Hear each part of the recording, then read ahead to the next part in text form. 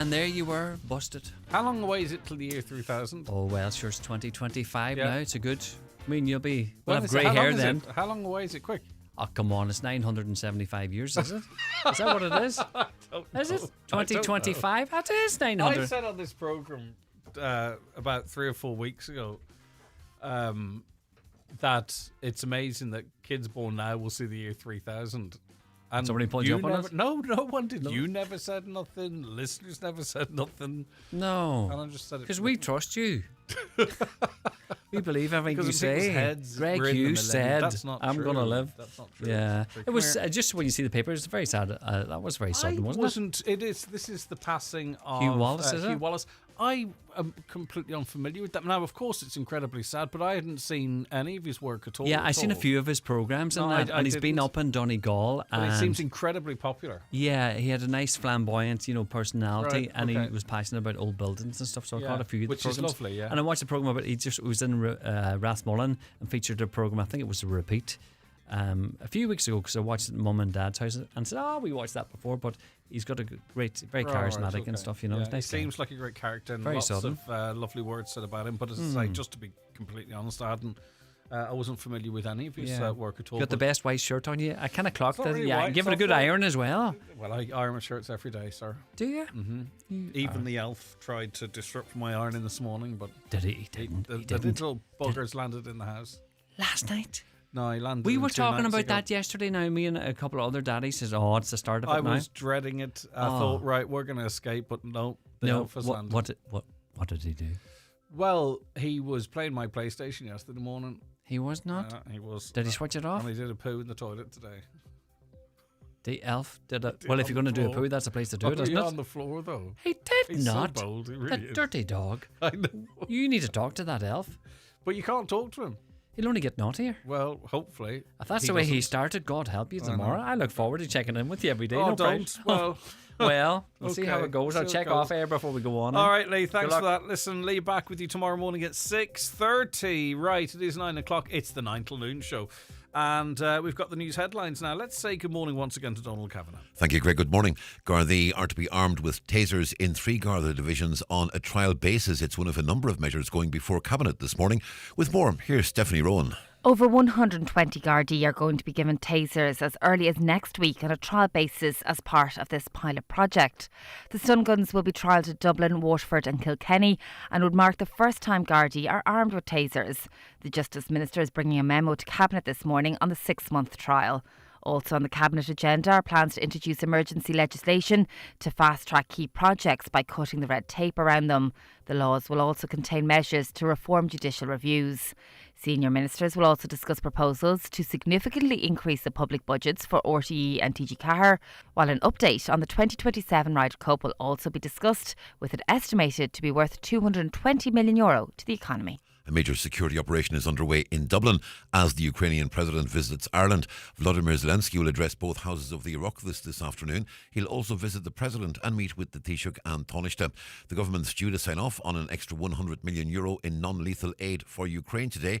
Taoiseach Simon Harris says Ireland's support for Ukraine won't waver. I'm also looking forward to later on today hosting this economic forum, this business forum between Ukraine and Ireland. Already we've seen 8 Irish businesses attend a conference in Poland last month about how they can help with the rebuilding of Ukraine. Of course, we're not at that stage yet, but I think there will be real opportunities for Irish companies to assist in the reconstruction of Ukraine in the time ahead.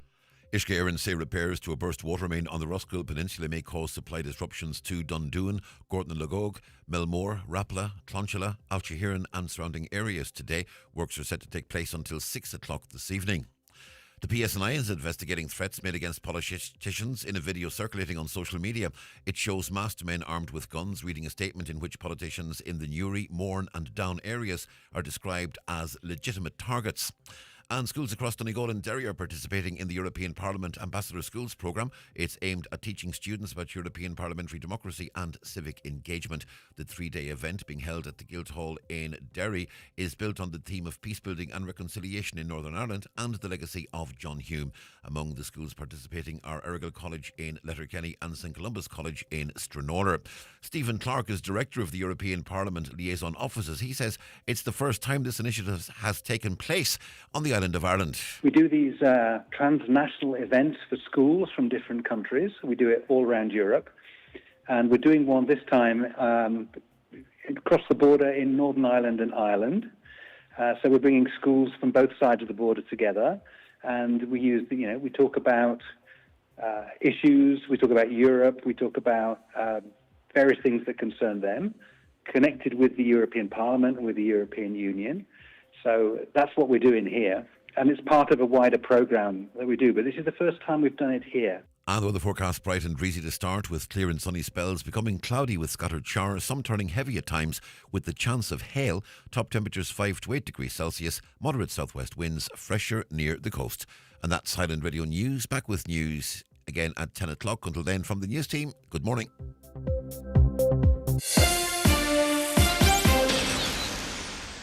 Discover a world of Christmas savings with 3. Unwrap iPhone 17 Pro from no upfront cost when you switch and trade in your old device. Gifting made easy with 3. Subject to trade and minimum acceptance criteria with selected Apple devices only, and an annual price increase in 3 select Freedom 5G plan. 24-month minimum term and direct debit apply. See 3.ie. The county's #1 talk show, The 9 till Noon Show on Highland Radio. And now, it's time for the talk of the Northwest, The 9 till Noon Show with Greg Hughes on Highland Radio. Hello and a very good morning. You're very welcome along to the 9 till Noon Show for this Tuesday. It's the 2nd of December 2025. It's great to be with you here. And this show for the next 3 hours, we've got a great mix of keeping you up to date with all the very latest news, platforming your very important views and conversations that matter with people from across the Northwest and beyond. Our lines are open for you right now, so if you want to comment on anything we've talked about, or will be talking about, I should say, or in fact, if you want to pass on some information or raise your own topic, pass on some good news, like we have in the past, track down that unsung hero. 086 60 25,000. That's the WhatsApp and text number. 086 60 25,000. If you want to give us a call, it's 07491 25,000. We love you to interact with us from outside the Republic as well, because we've got thousands and thousands and thousands of you listening in different spots around the world. Feel free to text. You know what to do. 00353, drop the O and away you go. You can email comments at highlandradio.com as well. Or comment on the stream if you're watching, because this show is broadcast live every single day for you to watch, just as you might watch any other show on the TV. You can do so on your TV if you're at home or working from home, on your smart telly. Most of them are smart now. Open up the YouTube app or open up your Fire Stick and just open up the YouTube app then and type in Highland Radio Ireland, and there we are. We're across Facebook and streaming on the X platform as well. On to the papers this morning. The Irish Times, what do you think about this? Tasers could be on Irish city streets by Christmas. What are your views on Gardaí having access and the use of tasers? Like, it's inevitable that at some point down the line, a taser will be used on the streets of Donegal. Do you think that's a good thing? Do you think that's a bad thing? But frontline uniform Gardaí could be using taser stun guns almost immediately under a proposal being brought to government by Minister for Justice Jim O'Callaghan. The stun guns could be used in policing on the streets of Dublin, Waterford and Kilkenny over the Christmas period if approved by Cabinet today. It would be the first time that uniformed Gardaí would be armed with tasers and would mark a significant step up for An Garda Síochána, whose frontline personnel are not armed. However, informed sources stress there is no consideration being given to arming uniformed Gardaí with firearms. Not at this point, but you know yourself. You see sometimes the guards interacting with someone who's thrown a wobbly on the streets or something, and they do look very vulnerable. They do look like they don't really have much to tackle. You know, they extend their nightstick and you go, well, what's going on? Or it could be a slippery slope. I don't know what you think. 086 60 25,000. Commissioner Mann regulates Irish media, and they have been looking at the funding of RTE. And Commissioner Mann has recommended that both RTE and TG Ceathair be given millions of euro extra to help them meet their public service obligations. The conclusion of its 5-year review of funding for the two broadcasters is that RTE should be allocated 255 million in 2026 and 275 million in 2027. Now, I'm saying this not as someone who's a journalist or a broadcaster or whatever way, or an Egypt, whatever way you wanted to frame me. But as a person living in this country who watches no RTE at all, I don't watch any RTE. I mean, I used to in the past, but there's nothing on it that's of any use to me. Like, they've got a couple of films coming out for Christmas, Oppenheimer and Barbie, right? These are films I've seen 3 years ago, and I don't necessarily want to see them constantly interrupted. It's just the way it is. And of course, occasionally they do the Late Late Show next Friday, of course, will be must-see TV. They do occasional really good investigative stuff. But €275 million a year on top of license fee, I just can't see. I struggle to see the justification, because I don't watch much Virgin Media TV either, if I'm completely honest with you. But they're doing, they're out there doing the same thing. And I listen to some of the coverage of stuff. And to be honest with you, I listen to some of the news coverage or the angles that are taken on things, or the styles of interviews for people who are in government or who aren't in government and stuff. And I'll be honest with you, like, just again, as a consumer, I'm like, well, like, what this show's much more balanced than that, much more even, much more challenging, equally asking certain questions and stuff. And it just does make me wonder where the money's going and what it's for. I don't know what you think, and I'm not RTE bashing. I genuinely am speaking as someone who consumes an awful lot of media. I watch a lot of streaming stuff. I watch a lot of scheduled stuff. I am a very good example of a good customer for these types of organisations. And I just don't really think that I think there needs to be some further justification for that spending. TG Cahir is a different kettle of fish. I think TG Cahir does a great job. I'd watch more TG Cahir than I would RTE. I think it's very important there is a platform for the Irish language. And also there's some just really good programming on TG Cahir. But so I have no issue with that. But anyway, the recommendation for TG Cahir was that it get 60. My word, that is hard to read. That it would get 66.3 million in 2026 and 67.5 million in the following year. Both figures are above what the government has budgeted. However, it's not expected the Media Minister Patrick O'Donovan, who will bring the report to Cabinet today, will ask for a higher allocation. Instead, he's likely to argue that the government has already acted on the recommendation, given significant multiple funding uplifts for the period of 2025 to 2027. That was a massive amount of money. So they gave 240 million for 2006 and 260 million for 2027. So that's $500 million.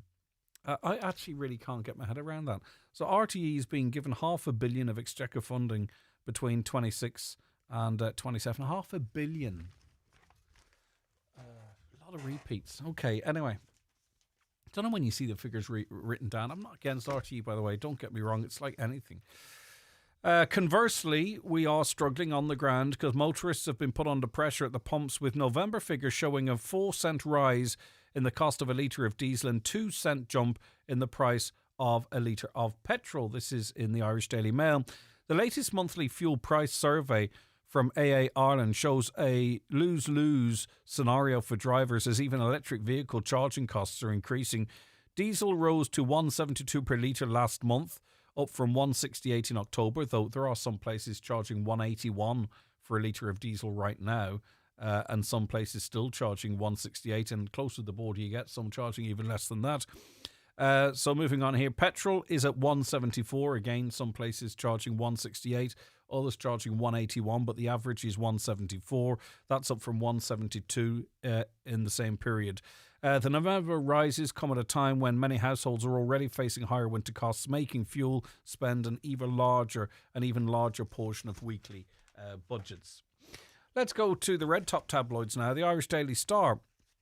Abuse survivor Natasha O'Brien said Irish people need to reclaim the tricolour because it represents peace and unity and not hate. In recent months, flags have been erected on lampposts across the country by, and I'm using their words here, by far-right groups aiming to intimidate immigrant and minority communities. In some cases, councils have taken down Irish flags where they believe they're being used to spread hatred. Miss O'Brien has joined a new campaign called Our Flag, which aims to bring communities together and reclaim the flag as a symbol of unity, inclusion and hope. What do you think about that, though? Like, where I drive, commute, sort of scoot around, I've seen tricolours nailed up poles. I don't think it's really looks very nice for the flag, to be honest with you. I mean, I would have no problem with every house in the country flying a flag respectfully on a flagpole, but people get these cheap flags and nail them to a lamppost, and they're in tatters. And I actually think it really is not very good. Secondly, I don't think people are intimidated by it, because there are an awful lot of people here who maybe they're targeting that actually want to have Irish citizenship and stand beneath that flag proudly. So I don't think it serves that purpose. I think just the flags look really tatty, which is sad. And I don't know if it intimidates people, even if that's the motivation for it. I love to see the flag flying, as I say, but it has to be done respectfully, I think. As I say, out at your house, wherever it might be, it's the Irish flag, right? So I don't think how that should be seen necessarily as something that's intimidating. But I'll be honest with you, when I see them cheap flags nailed to posts, flapping in the wind, often they're flying the wrong direction, so they look like a flag of a different country altogether. I actually think that's disrespectful for the flag, even if the person who's put it up feels the motivation is sound. It looks tacky, nailing a flag to a telegraph pole. I think it's disrespectful of the flag. But I'd have no problem if everyone in the country wants to fly a flag respectfully at their house. It's the Irish flag. Why should anyone be ashamed of doing that? And it really doesn't get to the core reason as to why people are trying to intimidate others, if that's what they're trying to do. But you go to any country in the world. I've never gone to Spain and thought, my God, there's too many Spanish flags here, I need to get out. Or I've never gone to France or Britain, where they have every lamppost in London with I've never gone, God, you need to get rid of this flag, it's intimidating, I don't feel welcome. So it's a funny conversation. I think people are talking about it, right, but they're not really getting into the nitty-gritty of the conversation, really. To be honest with you, it's got kind of a bizarre. I'd love to tease that out with someone. I'm kind of riffing off the top of my head, but I hope you get the point that I'm trying to get. Is that why should we be ashamed to fly our flag? Why would anyone find it intimidating? But also at the same time, hammering up these cheap flags that fall into bits and look crap flying. I don't feel any pride at all as a proud Irish person. I don't feel any pride at all driving past a flag in tatters nailed to a telegraph pole. I think, like, my God, that's actually really disrespectful. Erect a pole and put a nice flag up, fine. No problem with that. But anyway, what do you think? 08660 25,000, 08660 25,000. As I say, I don't even know what the point is trying to make, because a lot of say it is trying to intimidate people and say Ireland for the Irish or whatever, even say that's what it was, as offensive as some might find that. The people it's directed at want to be Irish as well and seek nationality of the country, to proudly stand under that flag themselves. So 08660 25,000 is the WhatsApp and text number. Give us a call on 07491 25,000. Just a word of warning about e-scooters, because they're great, right? I would love an e-scooter. It's fantastic fun. It gives people independence. We need to see them being used correctly and safely and all that kind of stuff, but it's given people an opportunity to get around that was struggled before. The only problem, not the only problem, but one of the problems is that e-scooters now are the leading cause of traumatic brain injuries found in children. This at one of the main brain injury hospitals in Dublin. So before they existed, people weren't turning up with brain injuries coming off scooters, but they're coming off them and suffering really severe brain injuries. Report author Dr. Erwin Gill said despite under 16, not being allowed to ride e-scooters on public roads, there was a high number of injuries in kids from their use. He said e-scooters are now the leading cause of traumatic brain injury in children admitted to the National Neurosurgical Centre at Temple Street prior to May 24. And thankfully, a lot of the kids go on to make full physical recoveries, but the nature of their injuries, cracked skulls, etc., it can cause tiredness, mood swings, difficulty concentrating and stuff. So, it's just to think on, they're great, but you can come off them. It's a tight spill, and unfortunately, lots of kids are incurring brain injuries. It's the leading cause of traumatic brain injury. And finally, Volodymyr Zelensky is in Ireland. He arrived last night. He brought his wife with him.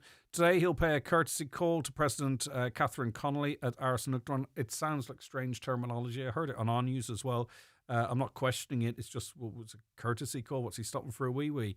But then he'll be met by Taoiseach Micheál Martin on the steps of government buildings before addressing a joint sitting of the Houses of the Oireachtas in the afternoon. Mr. Zelensky also will attend the inaugural Ireland-Ukraine Economic Forum with Taoiseach Simon Harris. And I think Ireland has announced another multi-million euro non-lethal investment to support Ukraine in their ongoing battle with the Russians. Okay, that was a run through some of the papers today. Interesting, and we hopefully have a bit of coverage on this later on.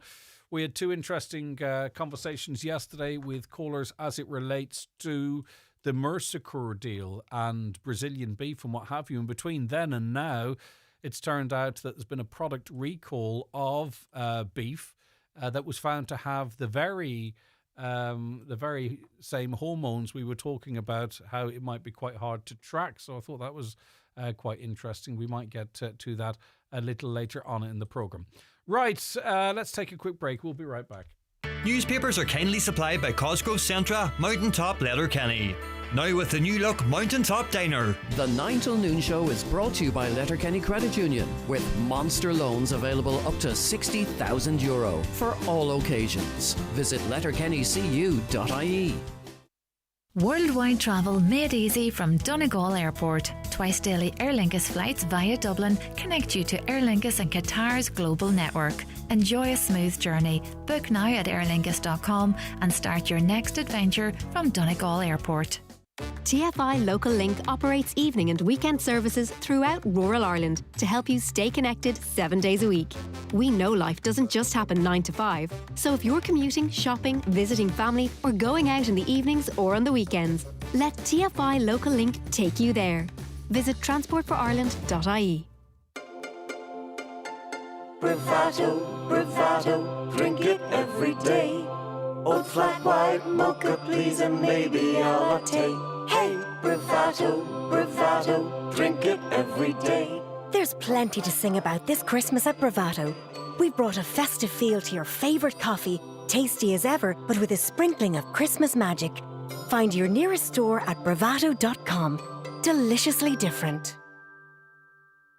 Introducing Secret RF Microneedling to Genesis Clinic Gidor, a treatment that tightens, lifts and reduces wrinkles, stretch marks and scars. EDO thread lifts, exosomes and skin boosters are also available, improving facial contours and lifting jowls, the neck, cheeks and eyebrows. Genesis also offers dermal fillers and laser treatments for rosacea and acne, plus all skin conditions. Christmas vouchers available from the clinic and online. Genesis Clinic Gidor, 074 95 325 575.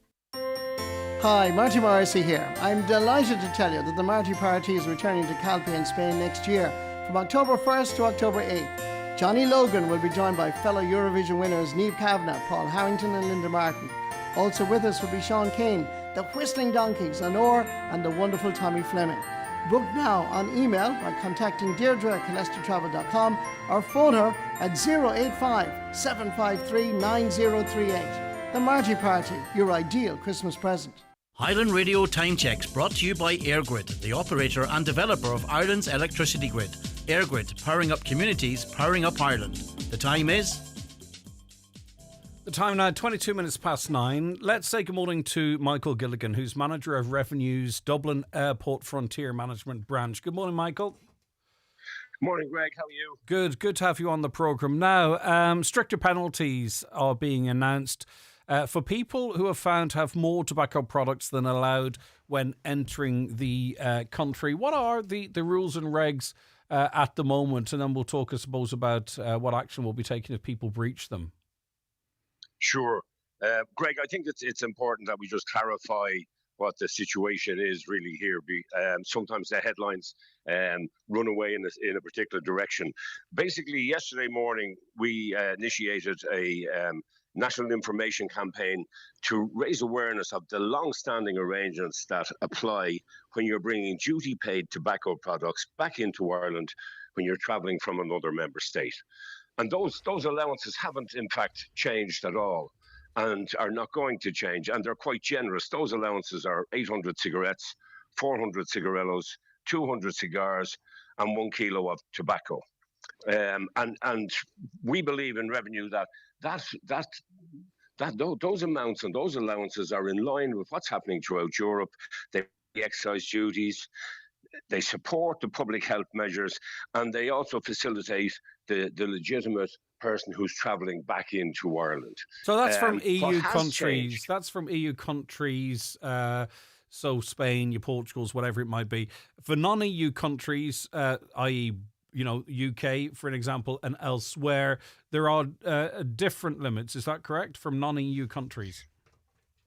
Yeah, from non-EU countries, there are different limits, and their duty, they're a totally different tax regime than what we're talking about here today. What we're talking about here today is what the limits you have when you're coming back in from another EU country. Okay. And just for your listeners in particular, anybody travelling from Northern Ireland into the Republic, these very advantageous limits would apply.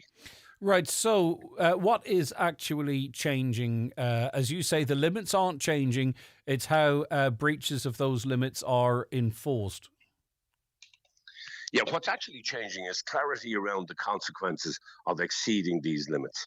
And under the new regulations, which are taking effect from the 9th of December, if somebody travelling from another member state brings in duty-paid tobacco products in excess of these quantities, well, then all the tobacco products will be liable to seizure. And depending on how egregious the situation is, they may also be prosecuted. Yeah, I'll get to that in a moment. So up until now, and I've never, it's not something I've experienced, Michael. So up until now, if someone brought, say, for instance, in 1,000 cigarettes and the limit was 800, up until this week, would it have been the 200 in excess that would have been disposed of? But now it would be the 1,000 cigarettes that are being disposed of. Yeah. Up to now, if you had brought in 1,000 cigarettes, the customs officer would have had a discussion with you about these, what your intention was, were they for personal use, had you purchased them, and you may have there would be an element of discretion available to the customs officer to allow you either to keep these products depending on the outcome of your discussion with him, or whether he was going to seize the products or not.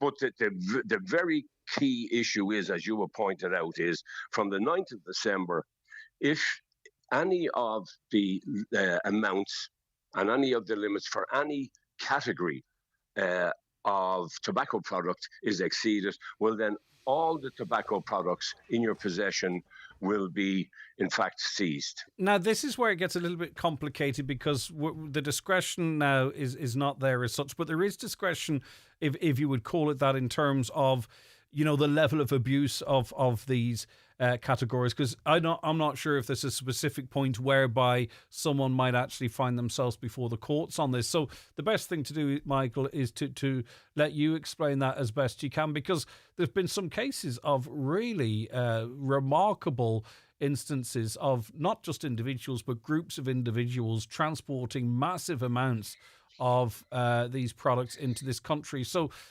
what is there a specific point that charges, or maybe you don't want to say that, but the charges are likely to follow? Well, I mean, what we're trying to be is extremely clear on this. If you are within the limits of 800 cigarettes, 400 cigarillos, 200 cigars, and 1 kilo of tobacco, you are not breaking any rule. If you are in excess of those limits, then all of your tobacco products will be seized. And if you are seriously in excess of those, depending on the outcome of the discussion and interview with the customs officer, it may be a case where revenue may take a prosecution. Now, they would be very, very serious cases. But you do have to realise that there are people coming through Dublin Airport, various ports and other airports around the country that are abusing the personal use relief very significantly. And we have come across situations, people with 5, 6, 7, 8, 10,000 and even more cigarettes, and they will say to us they're for personal use. And we know that there's no way they could be for personal use. We have had situations where organised crime groups have come through the airport, and they have been between them. They have brought, or they have tried to bring in excess of 1/3 cigarettes.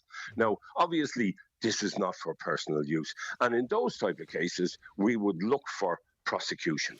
And Revenue has secured 49 prosecutions or convictions, actually, in fact, for offences relating to tobacco smuggling. So it's not an idle threat. That's already happening and has happened at quite a high level through 24. Absolutely, it certainly isn't. It isn't an idle threat. But once again, if you look at the context of this, and it's very important to note that the illegal tobacco market in Ireland is supplied through a range of channels. There's smuggling, there's manufacture, there's local distribution, there's sale, there's online sales, and there is also the abuse of personal reliefs, which are meant to be available to those who are travelling, on the occasion, back into Ireland from holiday, from business or whatever. And those reliefs, we believe, are very generous. Okay. And indeed, your colleagues in the press yesterday were surprised at how generous they were. But we are aware that from our intelligence, from information that's available from other agencies, and from our analysis of the latest tobacco consumption survey, that over 1/3 of cigarettes and almost half of all roll-your-own tobacco that's consumed in Ireland is not being taxed in Ireland. Yeah. And this includes both the tobacco products that are legally purchased and then those that are illegal. Yeah. So we don't, to us, it's not a neither or situation in terms of how we address these channels in which the illicit product gets on the market. We will look at, we will have an enforcement focus on smuggling, on manufacture, on distribution, but we also will have it on the abuse of the personal release. For sure. And listen, I'm speaking to you from the northwest of Ireland, and the other big access point for these types of products is via Northern Ireland, and that's a different conversation altogether.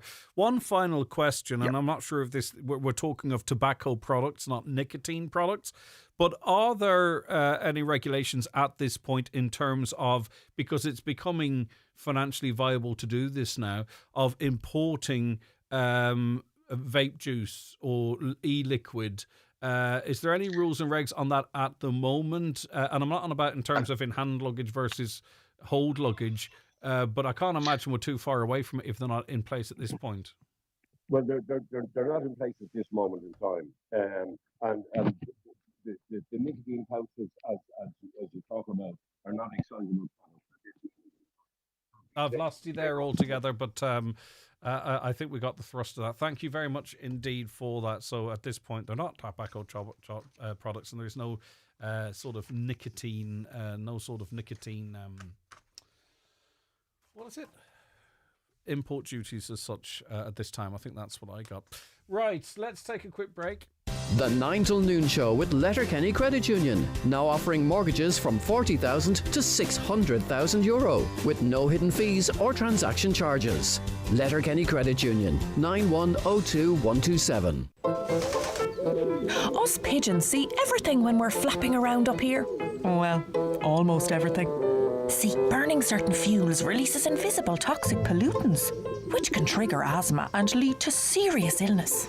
So, if you're going to light a fire in your home, make sure to use low-smoke fuel. Oh, and never wing it burning rubbish.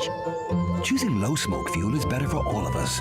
Let's clear the air for everyone. And remember to clean chimneys and heating appliances at least once a year. Brought to you by the Government of Ireland. Zach Bryan, live at Park Equive, Cork, June 20th and 21st, and Boucher Road, Belfast, June 23rd and 24th. Subject to license. Tickets from $97.25 go on sale this Friday at 10 a.m. May be subject to fees. Presented by Aiken Promotions. For the 12 days of Christmas, Eurospar had for me 12 Christmas puddings, 11 cakes of baking, 10 salmon smoking, 9 Christmas crackers, 8 lovely cheeses, 7 sheets of wrapping, 6 stocking fillers, 5 mince pies. 4 Christmas cakes, 3 Brussels sprouts, 2 turkey legs, and a Christmas made super easy. Eurospar, your super easy supermarket.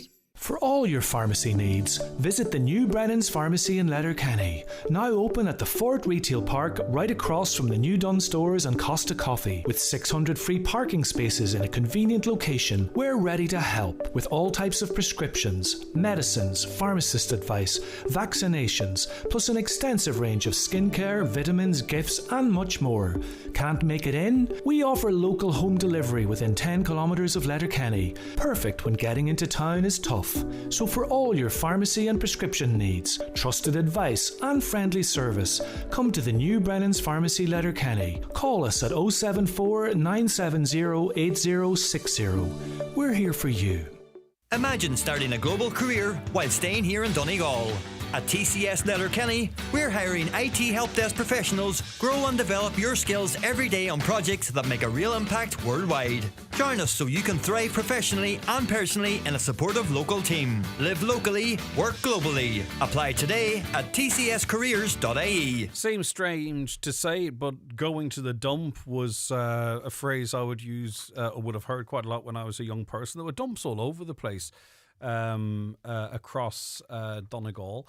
Cloughfin, Ramelton, Pettigo, Ardra, Buncrana, Corky, Bundoran, Ballyshannon, Carricktown, and on it goes. Dumps all over the place. And they're still there, I suppose, aren't they, really, underground? Conor O'Carroll's an investigative journalist with the Journal Investigates, and he joins me now. Hi, Conor.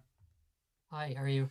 I'm doing good. Right, so these were landfills, effectively, in every town and village, it seems, right across our region and across the country. Yeah, absolutely. I suppose these are classified as historic or closed landfills, and what that basically means is that they were a landfill site that was operated by a local authority without a waste license between 1977 and 1997. And I suppose maybe the issue with these sites is that they predate kind of a lot of the kind of the modern pollution control measures that you would have now in kind of waste sites. So what our investigation has found is that there are over 260 historic landfills across the country which have been kind of left in limbo, many of which have been categorized as high or moderate risk of causing environmental damage. And I suppose when these pollution control measures came in, I think back in 2008, the EPA and local authorities were both given kind of responsibilities to identify the landfills in their area, and kind of make moves to kind of make sure that they weren't going to cause environmental damage or were likely to cause environmental damage in the future. And the way they do this is that the local authority kind of identifies the landfill, carries out the environmental kind of risk assessment, and then submits what's known as a certificate of authorization to the EPA.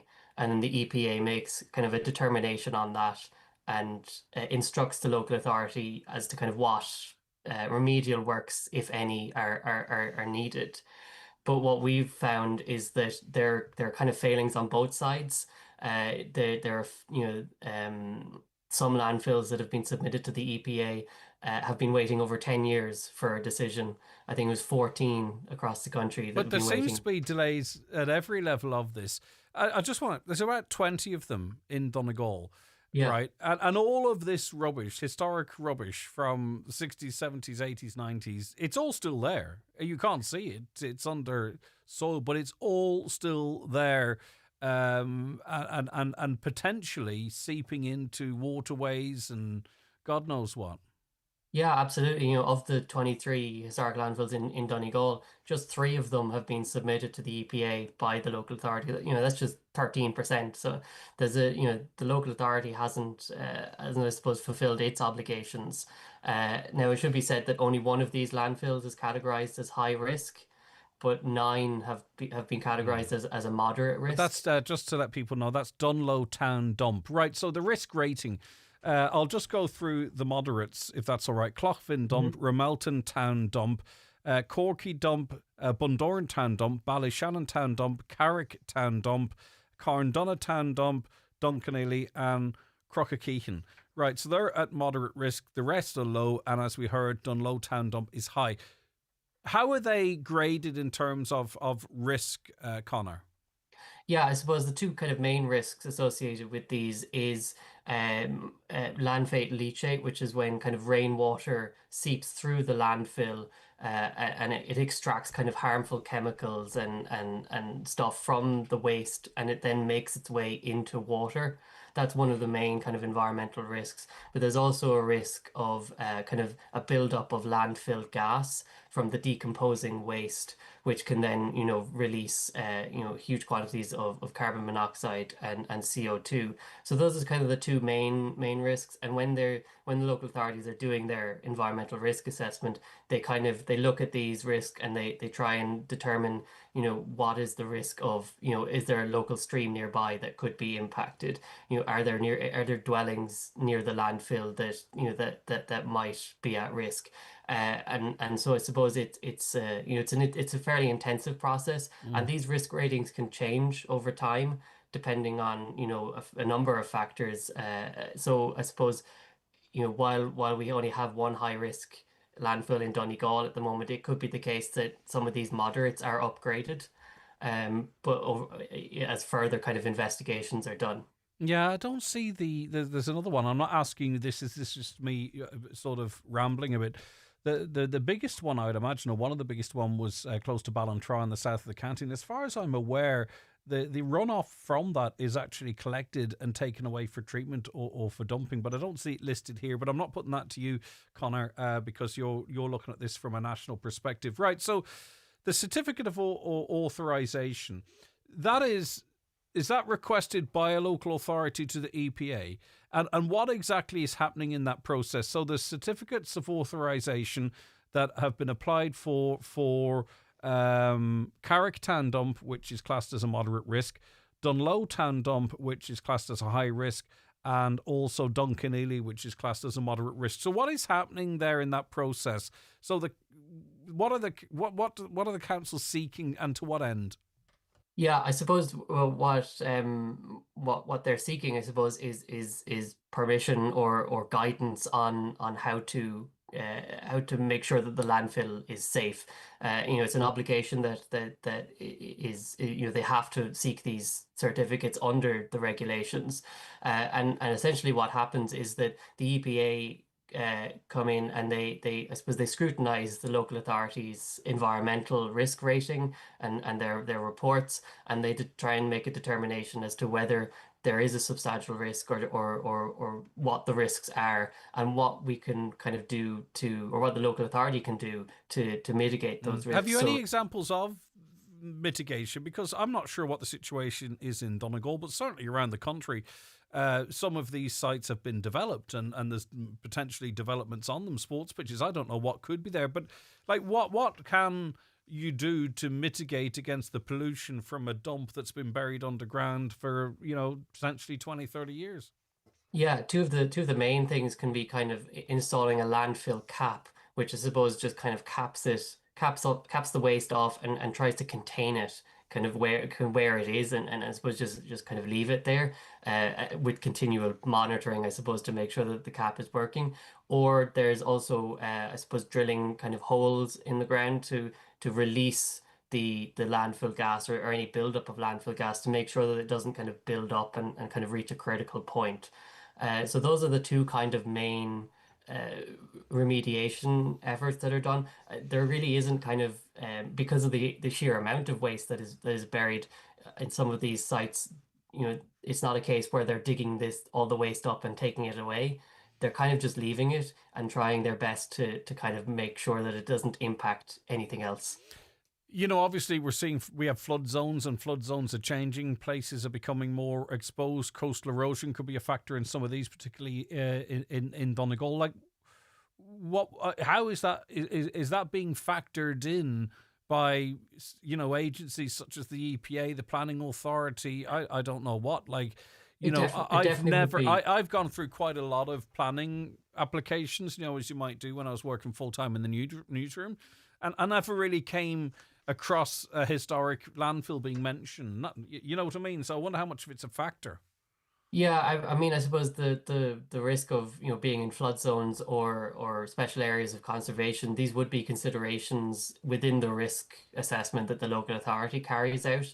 And I suppose that would be certainly, especially in flood zones, because, as I mentioned, the land leachate from rainfall is a significant concern. So if you then dump a huge amount of water on top of that during a flood, then there's absolutely kind of an elevated risk of more environmental damage occurring.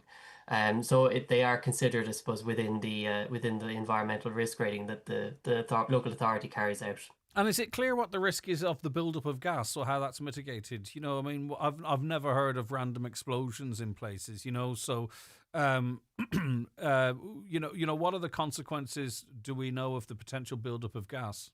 Yeah, I mean, I suppose I think it is something that can happen. I don't think it's like a particularly, we don't want to scare your listeners that there's kind of buildup of gas randomly around Donegal. I don't think that it's that dramatic, but I suppose it's a possibility. It's something that could happen if it wasn't contained and it wasn't looked after.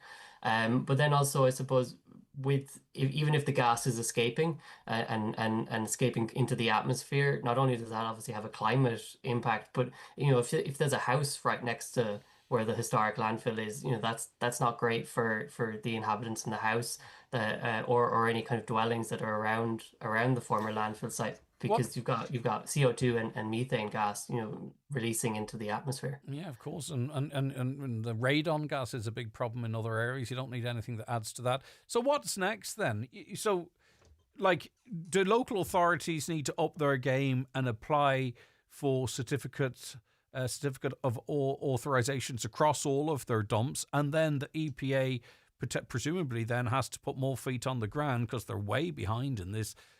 To actually assess risks and potential mitigation where needed. That's what kickstarts this. Like, what feedback have you been getting? Do people recognise this as a problem and say, "Oh, blooming hell, yeah, right, we need to get on that"? What have you been told in your responses to inquiries?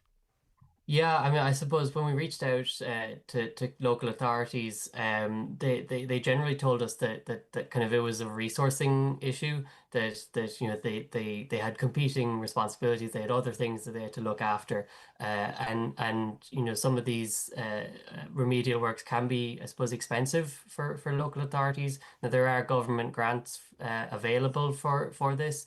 But I suppose that was kind of the main feedback that we got. In terms of the EPA, they did say that again they have competing responsibilities and resources limitations, but they also said that when they issue a draft certificate of authorization, in 2/3 of cases, a local authority will appeal that in some shape or form, and that'll delay the process even further.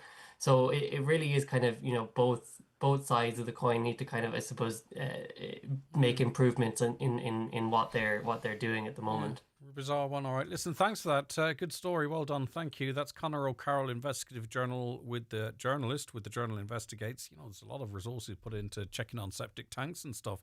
So I run through these for you because, again, going to the dump was part of it, part of life, right? And it was all over the county. So, Crockett-Keehan, Duncanely, Mount Charles Town Dump, Falcarra Town Dump, Lochanur Town Dump, Glenties Town Dump, Carndonna Town Dump, Rathmullen Dump. There was a dump on Rory Island, on Island Roy, one. Dunlow Town, which is the one high-risk dump on the list. Knocknafoher Dump, Ballyratton Dump, Portnew Dump, Carrick Town Dump, Ballyshannon, Bundoran, Corky Dumps, Buncrana Town Dump, Ardra Town Dump, Pettigo Town Dump, Remountain, Cloughlin. I don't see the I can't remember the townland. I don't see the Ballantrae dump on the list here, and I think that actually is still having to be maintained. That was one of the main dumps, wasn't it? People travelled from the bin lorries travelled from all of the country to all of the county to dump into that dump. Remarkable, really, when you think about what used to go on. Any memories of that, or anything you want to pass on, or do you remember how big the dump was in your area, or did you work on it, or if you anything to add on that might sort of make that story a little bit more relevant? Right, I'm still trying to think of the name of the townland from Ballantrae, and it's really annoying me, but I'll get it during the break. Back after these. The 9 till noon show is brought to you by Letterkenny Credit Union, offering low-rate car loans with fast approval. Apply online at letterkennycu.ie or in office today. The 2026 commercial range is here at iMotors. Upgrade your fleet with a Nissan Primastar or new Nissan Interstar and get either fuel up or tool up. €1,000 fuel or €1,000 tools with your purchase. You invest in your van and we'll invest in your business. Reliable vehicles that keep your business moving. All backed by 5 years warranty. Pre-order before December 23rd for a chance to win €10,000 exclusive to iMotors. iMotors, the fearless generation. Give the gift of comfort and hope to those who need it this Christmas with a Trócaire gift of change. Visit trócaire.org/gifts or call 1800 408 408 to buy a gift and change a life. Trócaire, together for a just world. Hi, my name is Maggie. I'm from Letterkenny. My best advice for baking is to always use the freshest and best quality ingredients in all of your dishes. That's why I only use Philadelphia cream cheese, the original, in my homemade strawberry cheesecake. Join Maggie and the thousands of other star bakers who use Philadelphia cream cheese for all your baking needs. The best friend in everyone's fridge. You've got a friend in Philly. 'Twas the countdown to Christmas, and all through the house, everyone wishing for a National Trust Day out. But to where, you ask? Well, tell you we will. Adventures await, pure joy, sheer thrill. Llewellyn Gardens Yuletide Market returns, with Mount Stewart's festive trail, great family fun. For a Georgian Christmas, it's Castle Ward, and the Argery's Twilight Market is one to look toward. So wrap up warm and you can rely. For great Christmas fun, search National Trust NI. An bhfuil tú déanana iiritis ar fás, nó ó aithnuachan, go chéin nó go do fáiste? Líne an bailach is tapúla agus is éasca. Ach, mas dúlánach leat iiritis dhéanana líne, tá fuireann na seirbhísí chúnamh pás an seo chun cabhrú leat. Glí ar chúnamh pás, 9 6 3 7 agus leabhar le duine a hacóí leat. Highland Radio weather updates with McElhenney's. Discover Christmas gift ideas for everyone on your list, from trending beauty to memorable Secret Santa gifts. Visit us in Ballybuffet to explore our extensive range of gifts or shop online at mcelhenneys.com today. All right, so let's see what the weather has in store. It's kind of going to be samey this week. The weather being dominated by low pressure, so to speak. Ballinaccarrick, thanks to Donald Kavanagh. Ballinaccarrick is the dump in Ballintra, or where it was. Bright and breezy to start with clear and sunny spells, becoming cloudy early on with scattered showers, some turning heavy at times with the chance of hail. Highest temperatures of 5 to 8 degrees in moderate southwest winds, fresher near coasts. Now, yesterday we had a wonderful response to our Cadbury Secret Santa initiative. We've teamed up with Cadbury Secret Santa again this year, who have over 20,000 bars to give away. And to celebrate the return of Secret Santa, we've got €500 to give away on Friday. So that's €250 of a one-for-all voucher for you, and €250 one-for-all voucher for someone you nominate, someone special in your life. So to be in with a chance to win, all you need to do is tell us why you would want to surprise someone special with a Secret Santa chocolate bar this year. Why do they deserve it? What good reason do you have to surprise someone with a Cadbury Secret Santa bar? Tell us about someone in your life who deserves your Secret Santa bar this year.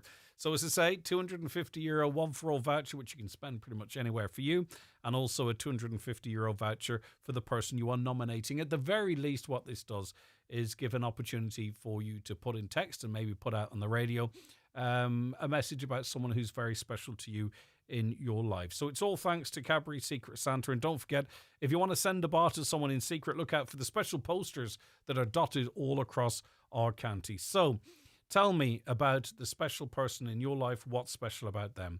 Text or WhatsApp 086 60 25,000, 086 60 25,000, or email comments at highlandradio.com. And as I say, we had some lovely, lovely messages in yesterday. And by the way, you know, yesterday's was a very special person who's gone through great difficulties in their lives and still persists in helping others. But it's not all about that. That's really important too. But people can be special in very different ways. So just let your imagination run wild. A caller says, re-dumping, there is no enforcement in this country and just paltry fines. The government doesn't care about the environment, and that's why they're trying to bring in laws to stop people taking cases to protect the environment. Oh, just to let you know, there's an oil spill at Bunlin Bridge between Milford and Cranford, so take care there. It's a tricky enough area of the world to navigate at the best of times, but I'm told there's an oil spill there at Bunlin Bridge. I just heard Simon Harris say that he saw big opportunities for Irish builders to rebuild parts of Ukraine, yet he's repeatedly said in recent weeks that we do not have enough builders in Ireland to build the required number of houses that Ireland need. You know, we can't be exporting builders after we've made a commitment to build 300,000 houses in 5 years. Good morning, Greg. I take it you saw no cheap Ukraine or Palestinian flags flying about. You had no problem with any of them on poles, house windows, on car stickers, everywhere. This is a person that literally just didn't listen to what I said, but I appreciate the text. I'm going to continue reading it. Every Irish flags are flying to say, this is Ireland, not the third world country. That's fine. But most people don't find the flags as offensive at all. It's the respect for the flag, nailing them to a pole and then blowing left, right and centre and in tatters. That's all I'm saying. Ukrainian flags, I've seen them around the place. I'm not complaining about them either. And I haven't seen too many Palestinian flags flying, to be completely honest with you. So you kind of trying to paint me into a corner that I'm not in, but I take your point. And then they say you've no pride in the flag, which again speaks to someone who didn't listen to a word I said, which is fine. I don't mind. Listen, who am I? I'm just simply saying I love the flag and I'd have no problem on a flagpole at every house in the country. And then the person says that I don't love the flag or have no pride in the flag. Morning, Greg. The new head of the Guards has warned that non-Irish men coming into Ireland are being radicalised. This is a very worrying issue for our churches and schools, as these are the places these people may well attack. Yeah, indeed. He says that was one of the threats that they're looking for. We read that in the newspapers yesterday, the radicalisation of young men. Re-cigarettes, so a Donegal citizen can fly into Belfast and not face these rules. I'm not sure what the rules are in terms of taking the tobacco limits from the Europe into to the UK. I can check them for you.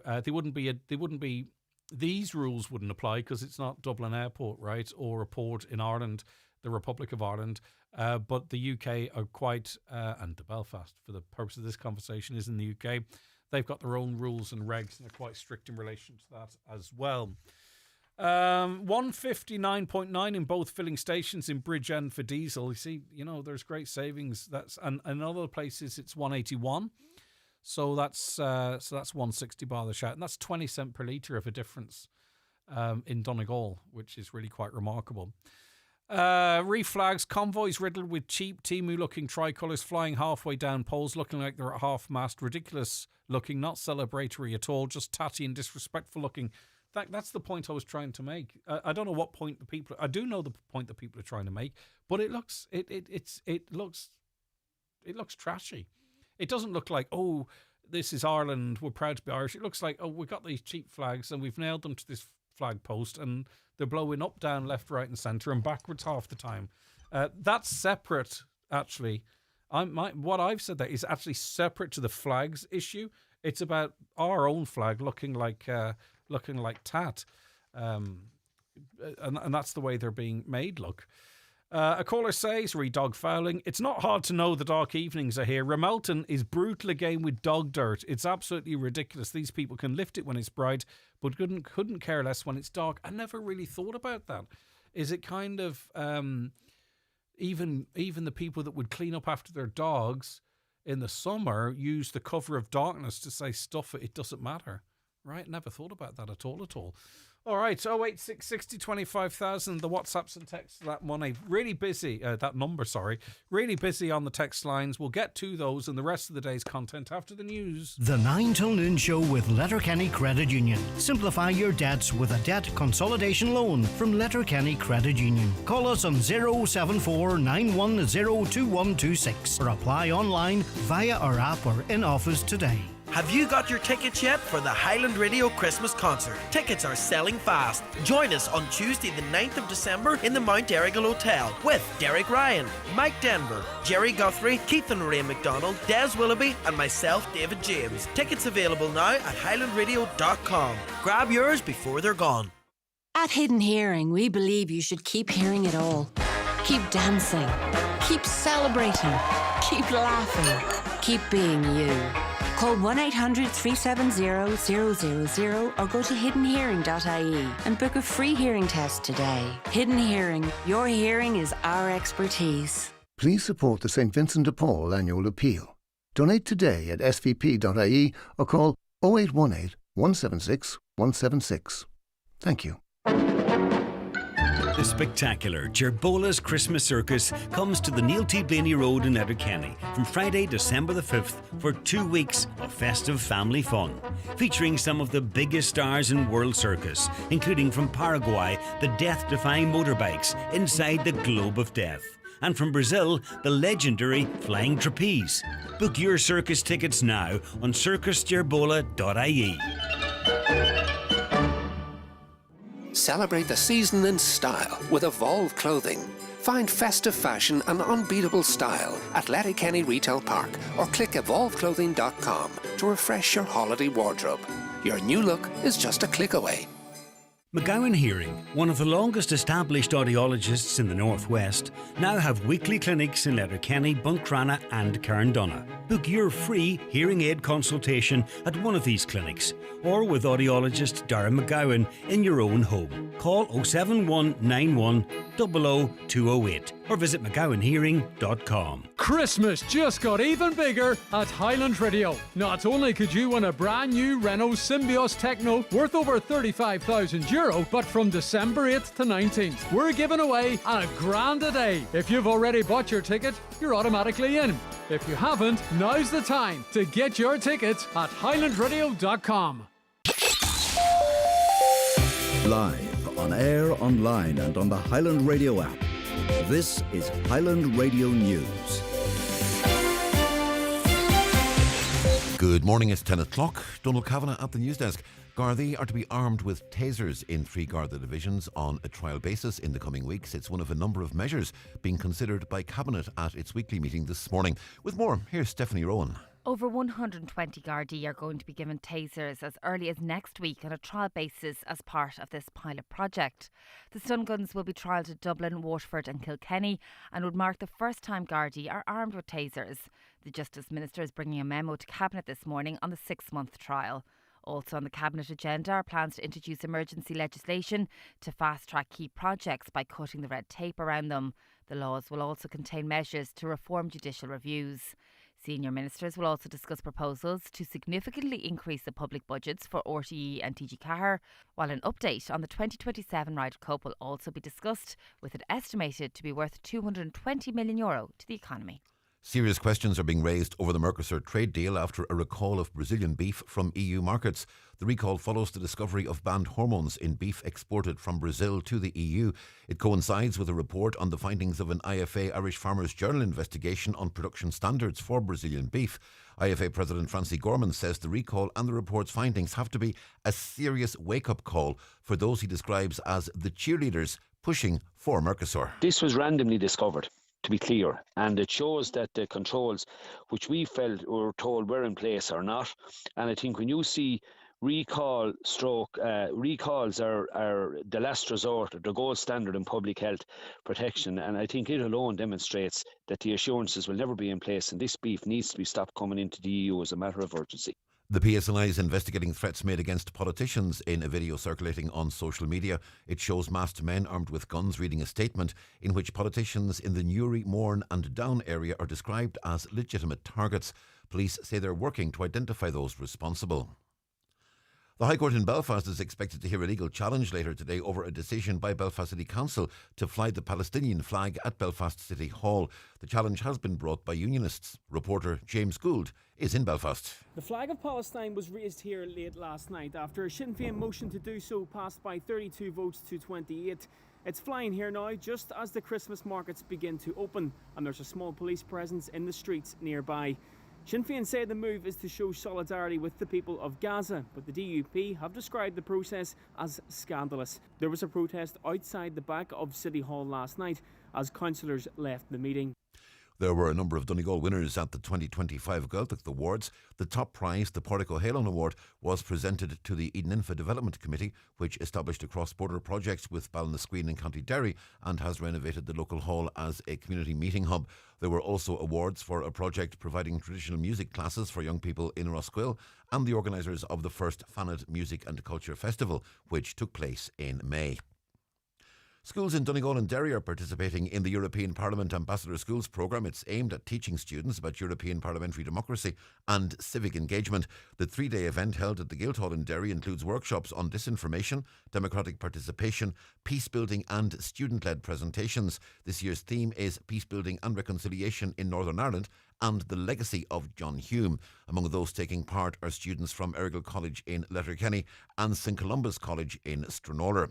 Stephen Clark is Director of the European Parliament Liaison Offices. He says this is the first time that this initiative has taken place on the island of Ireland. We do these transnational events for schools from different countries. We do it all around Europe.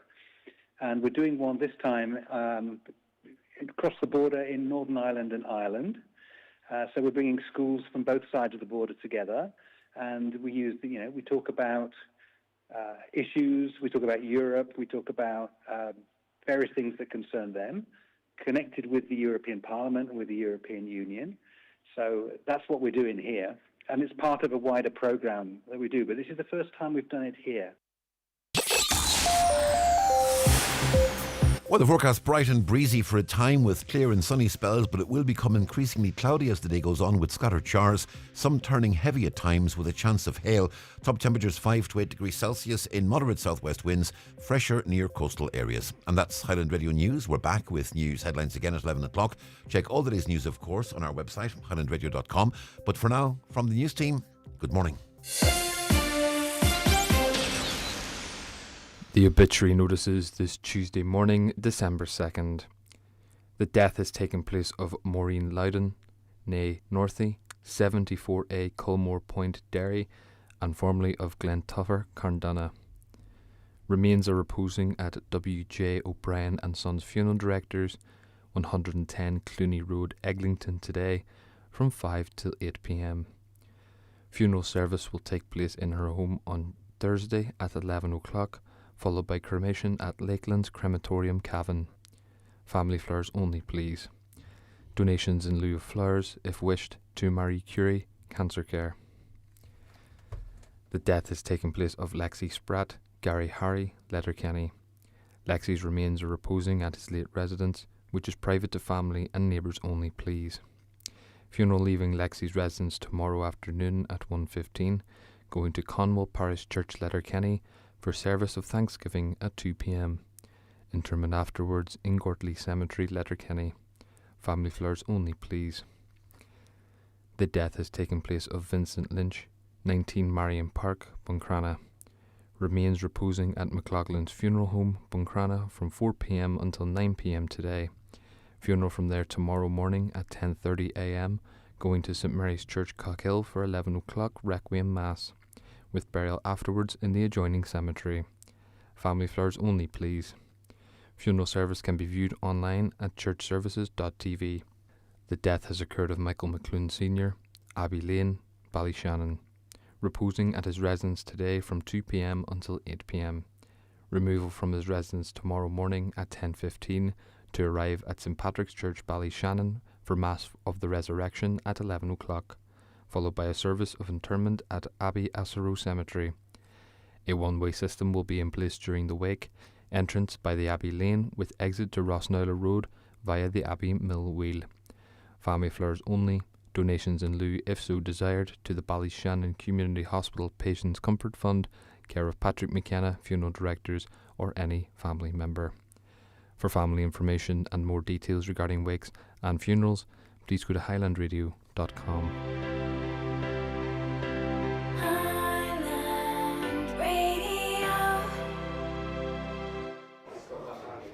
Will you have a pint, Gareth? Sure, I can always take the quiet road home. John has just seen Gareth order a pint.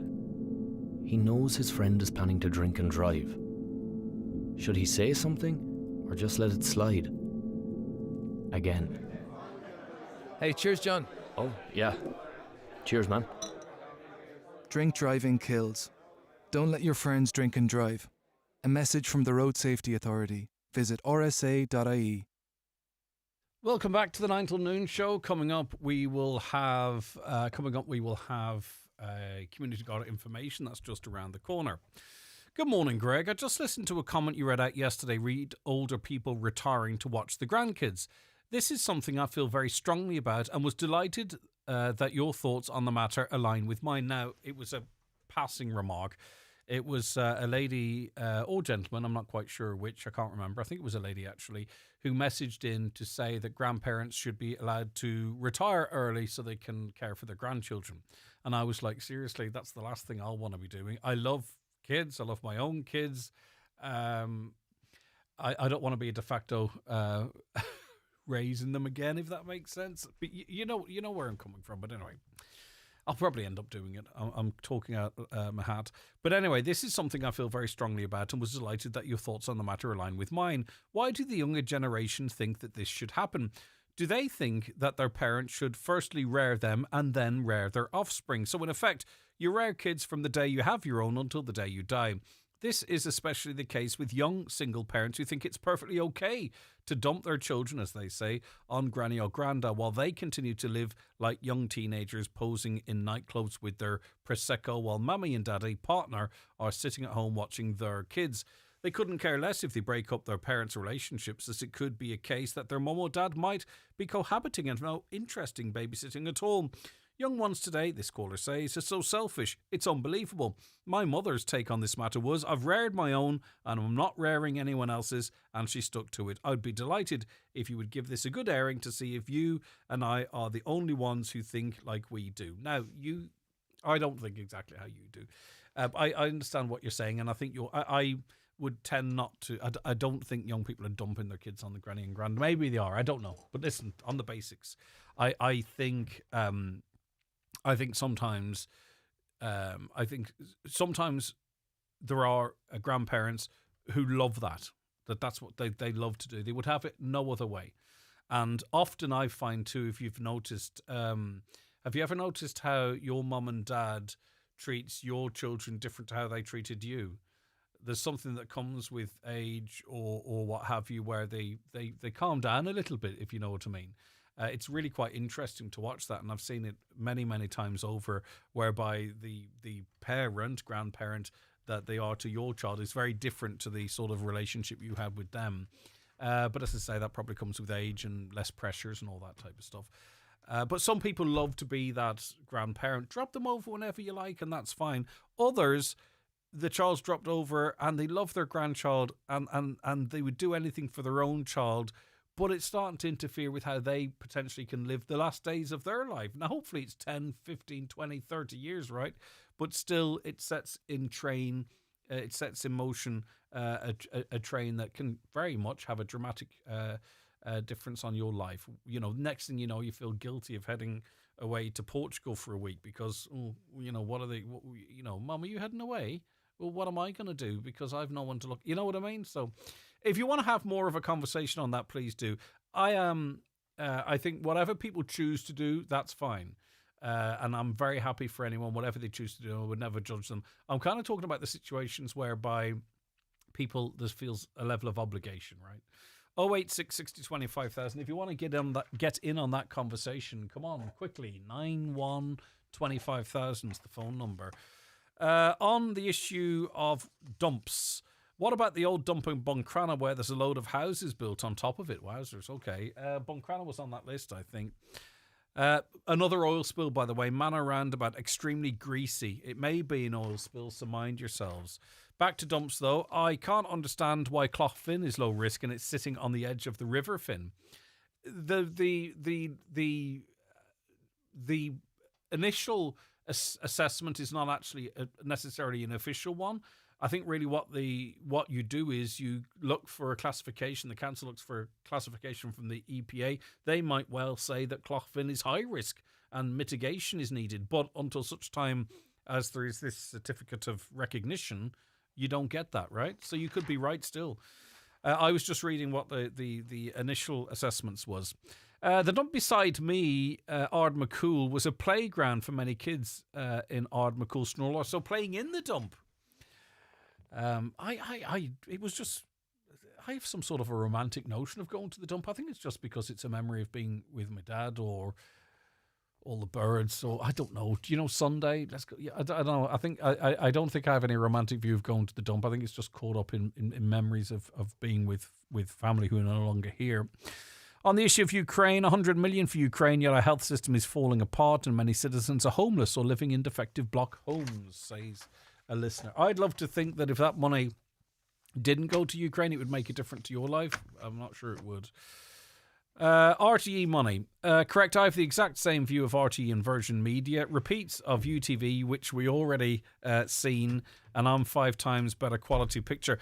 I remember having a conversation with, was it Pat Rabbit at the time, and he was defending the license fee, and I opened up the day's schedule for RTE, and it was literally just, I think there was 1 or 2 local programs. The rest was repeats or what you can watch on on ITV or other channels, and you just wonder, where's the €250 million going every year? Some of it's on wages, but it's actually not the presenters that are the highest paid now. It's Backhurst and others that are the top earners now. They have trimmed the wages somewhat. Right, I read that. The whole flags thing just shows how much the EDL UVF sort of influence or are influencing this stuff. That's there being to use flags as imitation. Complete joke that our far right are so eager to be under the English boot again. Though check some Irish Patriot accounts about on Twitter and you'll see they're mostly just foreign agents stirring the pot. It is quite interesting because X/Twitter now tells you where the accounts are based, and some of the interactions I had, I checked where they're from, and they're actually from the United States or Europe, which I thought was quite interesting to have such an interesting in Irish politics. Flags are lovely when they're flown correctly, when they're flown with respect. If you go into the north, the flags are erected in such a way, for the most part, actually, whether you like them or not, or whether you find them offensive or not, or whether but they are flown. They look well and respectful to the flag itself, whether you agree with the notion of why they're doing it or not, or you feel intimidation. Morning, Greg. Back to RTE. In my opinion, RTE are overly funded as it is. Granted, they do the news, etc., but they produce very little original fiction of any quality, and their coverage is so Dublin-based. It's crazy. The BBC did something that was really quite significant. They decentralised from London. So they have offices now, active offices that produce programming in northern England, right? Because the north of England was us, and still is to some extent, right? But the north of England, so far from London, it got very little coverage. Everything was secondary. Funding was secondary. So the BBC did decide to decamp out into these areas. There is a Dublin bubble, right? I know there's a Dublin bubble because sometimes I interact with these people, and it's completely evident where the majority of people that work in media live, the majority of journalists live, the majority of politicians live there most of the week, even politicians from our part of the world. And people get into this bubble. They're all going to the same quiz nights and playing five-a-side football teams and drinking the same pubs. And they think we're separate. Like, I've had journalists from down the country sort of go, oh, up there, or you lot, or, oh, Donegal. Like, the attitude, not everyone's attitude, but they only land here when there's a tragedy. And I'll be honest with you, I've been around some of these people when there was a tragedy, and it was some of them, it was just like, oh, God, how long's the drive back? My God, hopefully we get this info soon. And some of the most horrific scenarios. And I was like, I don't like this at all. Anyway, sorry, I'll read your full message. Morning, Greg. In my opinion, RTE are overly funded as it is. Granted, they do the news, but they produce very little original fiction of any quality, and their coverage is so Dublin-based, it's crazy. The show nationwide rarely leaves Dublin, Wicklow, Kildare, but more irritating to me is if you go to their RTE News channel on a weekend, all they have on is repeats of Nationwide or Primetime. That is not a news channel like Sky News, BBC News. Can they not get anyone to work at weekends? The work ethos is very public sector in terms of effort, believes that listener. Those are on housing from yesterday, which I will get back to. Cigarette smuggling. If we're travelling from an EU country, we should be able to bring in as many as we like, as we are all in the EU area, but we have all different VAT and tax regimes. So I know what you're saying, but the EU pact doesn't extend to uniformed. Listen, why do you think booze and cigs are so cheap in Spain? Because they have lower VAT rates. That's why that's one of the factors as to why they're so cheap. Great show as usual. Good topic. EU to EU only suits on certain things. Yes, indeed. So if I bring back 20 loaves of bread from Spain, am I going to pay customs on that? Well, you don't smoke bread, but I take your point. Why tobacco and not bread? You pay the VAT in the EU country. It was the same with VRT. Yeah, these are health-imposed taxes, but I'm not defending it. If I go on holiday twice a year, can you bring a year's worth of 6 months' worth? It's every time you travel, I think. It's literally per journey. So I imagine you could travel back and forwards till you were blue in the face if you wanted to. So they're not annual limits. They're limits per travel, per journey. But the idea being at that point, right, is that, you know, if you were smuggling and bringing in the legal amounts, you wouldn't even justify doing it every single day. Do you get where I'm coming from? Wishing Stephen Worski from Solomon's Court a very happy birthday today. Love from your mum, Evelyn, sister Caroline, brothers-in-law Kieran. Right, I want to mention the story. I'm moving away from the mic for a second because I'm giving away €1,000 on Friday. I'm not giving away anything. The station is. It's just going to be on this programme. So it's part of Highland Radio's big Christmas car draw. The Trombola is going to be making an appearance soon because we're going to have our first winner on Friday of €1,000. So the car's worth over 35 grand, which is great, right? But we've since added €10,000 into it. So there's going to be 10 draws of €1,000 starting on Friday, then all next week, and then into the following week, right? So there's 11 draws in total. So I would advise that if you are going to enter, that you enter now, and that means that you can just sit back and you're in all the draws, right? You don't have to worry about it. You don't feel like you've missed out on anything. So the car, we are working with our friends at Highland Motors, and the car's a beautiful Renault Symbios. It's worth over 35k. It's fully spec'd out, and it's parked opposite where I am today outside the garage over there. It's a beautiful car. And then starting on Monday, it's Monday. On Monday and running until the 19th, all you have to do is buy a ticket. This is the €1,000 giveaway, so it's not actually starting Friday, sorry. We're giving away something else on Friday. On Monday on this show, we're giving away €1,000, and then €1,000 every day for 10 working days. So get your tickets now. They're 15 quid each, or you can get 5 for 50. So if you want to group buy them and dish them out or keep them for yourself or whatever. Of course, from my perspective and the station's perspective, only enter if you can afford to do so and have a bit of fun with your cash. So it's 15 for one ticket, 5 for 50. You're in a draw then for 11 draws effectively, but you need to get them this week to be in all of the draws which start next Monday. So you can go on our website, highlandradio.com, get your tickets there. It's very simple. It's very safe and secure. But if you prefer, give us a ring and we'll work it through. We'll process it for you and then email out your tickets. You don't have to answer the call, by the way. If your number's drawn, you've won. All right. So just in case you're on night shifts or something, or working in a shop behind a counter and you can't have your phone, you don't have to answer your phone. If your ticket comes out, you've won. If you want us to help you process it, 07491 25,000. We can do that for you right now. And that means that you're in all 11 draws. 07491 25,000. Some people just deal in cash. The gentleman in here the other day, and he wanted to pay in cash, and he didn't have an email address because he doesn't blooming do email. So the sheet was printed and given to him as well. Some people are like that, and we accommodate all. You're all equally important to us, dependent on how you live your lives. But if you want to be in all 11 draws, get in it today. 07491 25,000. We'll help process that for you, or give us a visit on our website, highlandradio.com. The county's #1 talk show, the 9 till noon show on Highland Radio. It's time for Vision Ireland Bingo on Highland Radio. It's Tuesday, the 2nd of December. You're playing on the brown sheet for the daily prize of €1,400. The reference number is S2. It's game number 49. The numbers are 11, 27, 79, 3, 48, 43, 62, 64, 8, and finally 22.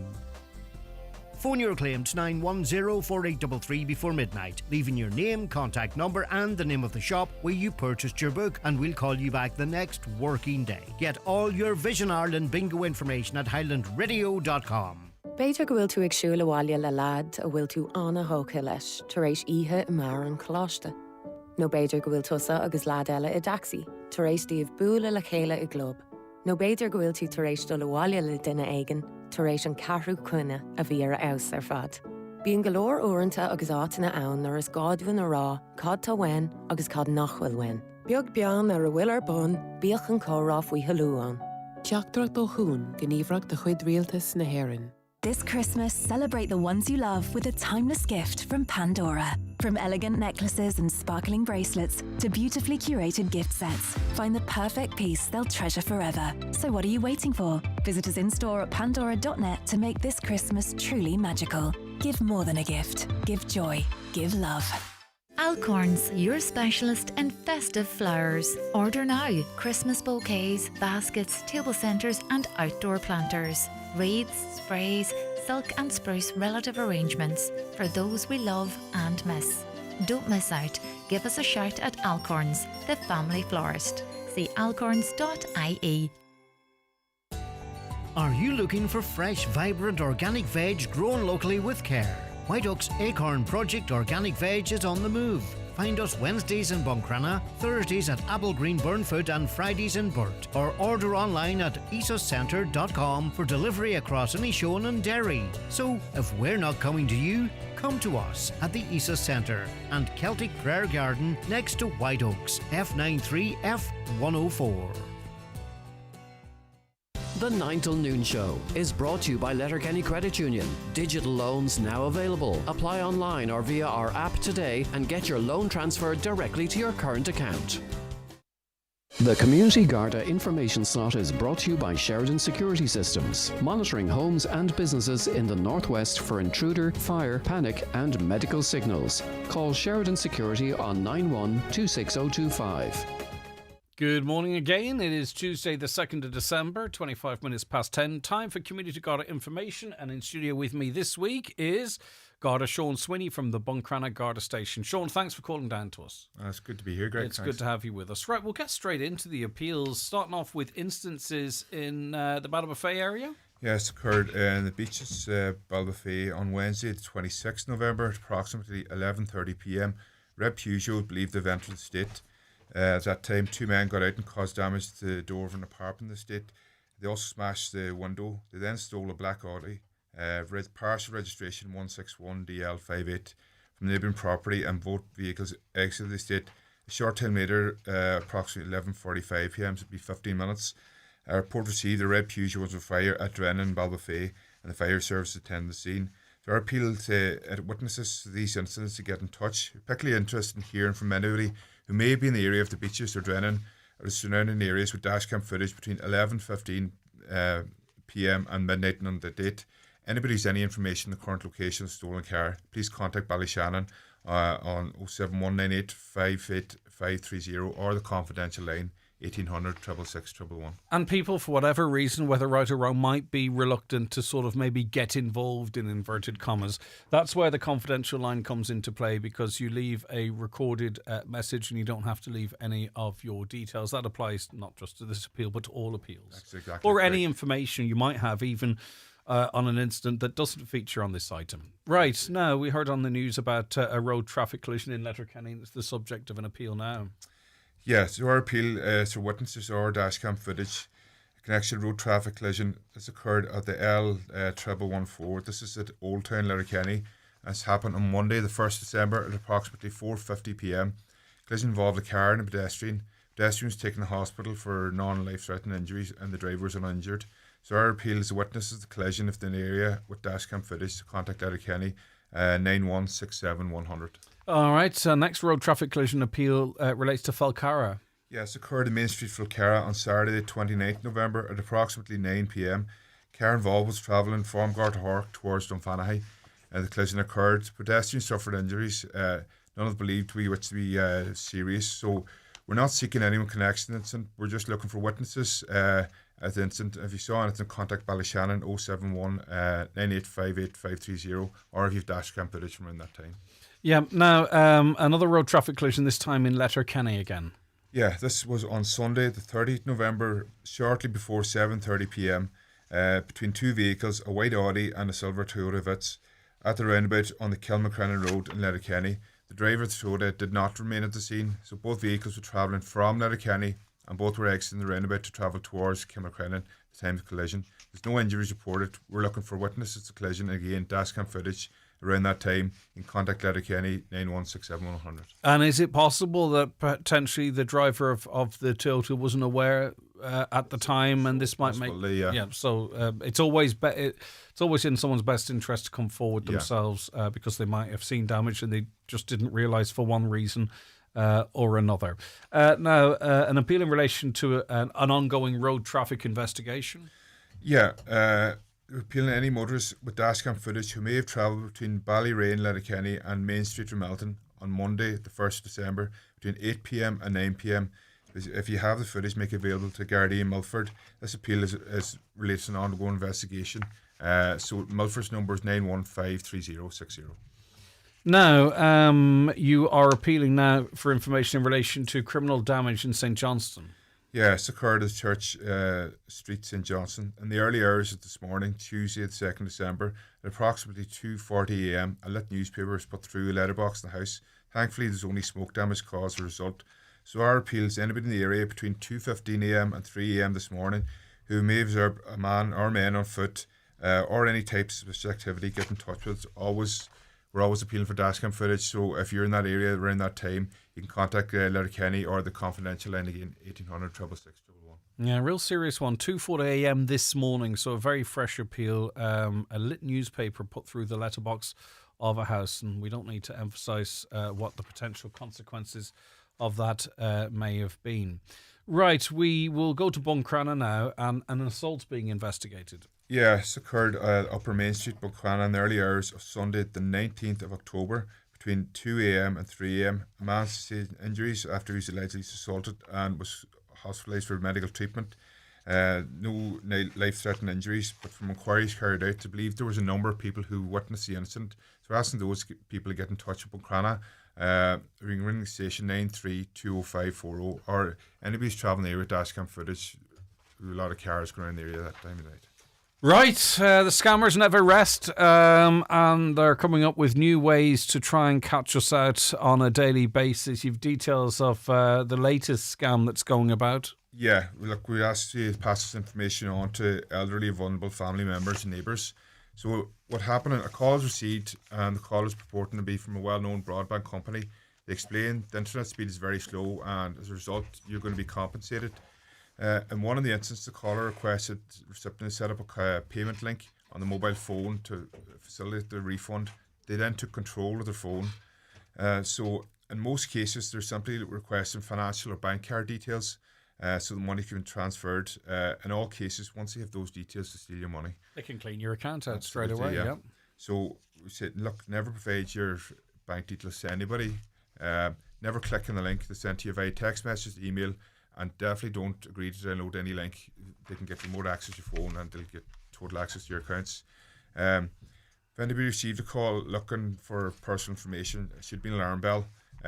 Verify the source. You can go online and Google the company name and number and call them directly yourself. And again, if it's too good to be true, it usually is. These people will jump through hoops to try and avoid refunding, so be extra careful. I know you don't pluck these out of the sky.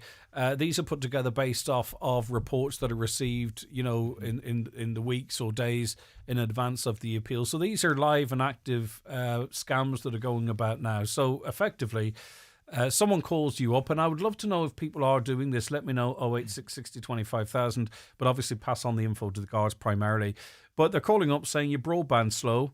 You probably haven't reset your router in a week, so it probably is. And they're so sorry about this, they're going to actually refund you.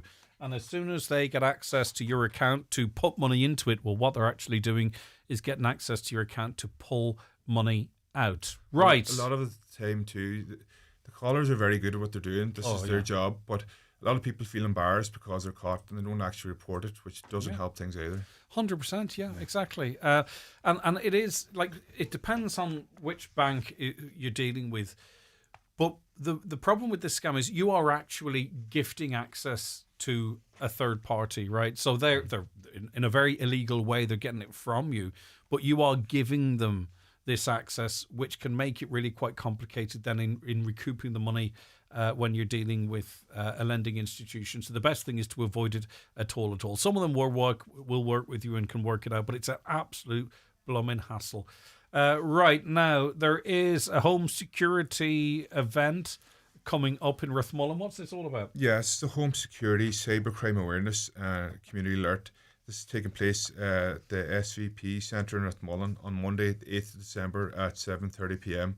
The number of guest speakers, the event including Sergeant Fergus McGrory, he's a Divisional Crime Prevention Officer, and Katrina Sinnott of Winchester. So refreshments will be served and everyone's welcome to attend. Brilliant stuff. And we are heading into the Christmas period and not attributing any blame to anyone at all. I'm speaking generally here now.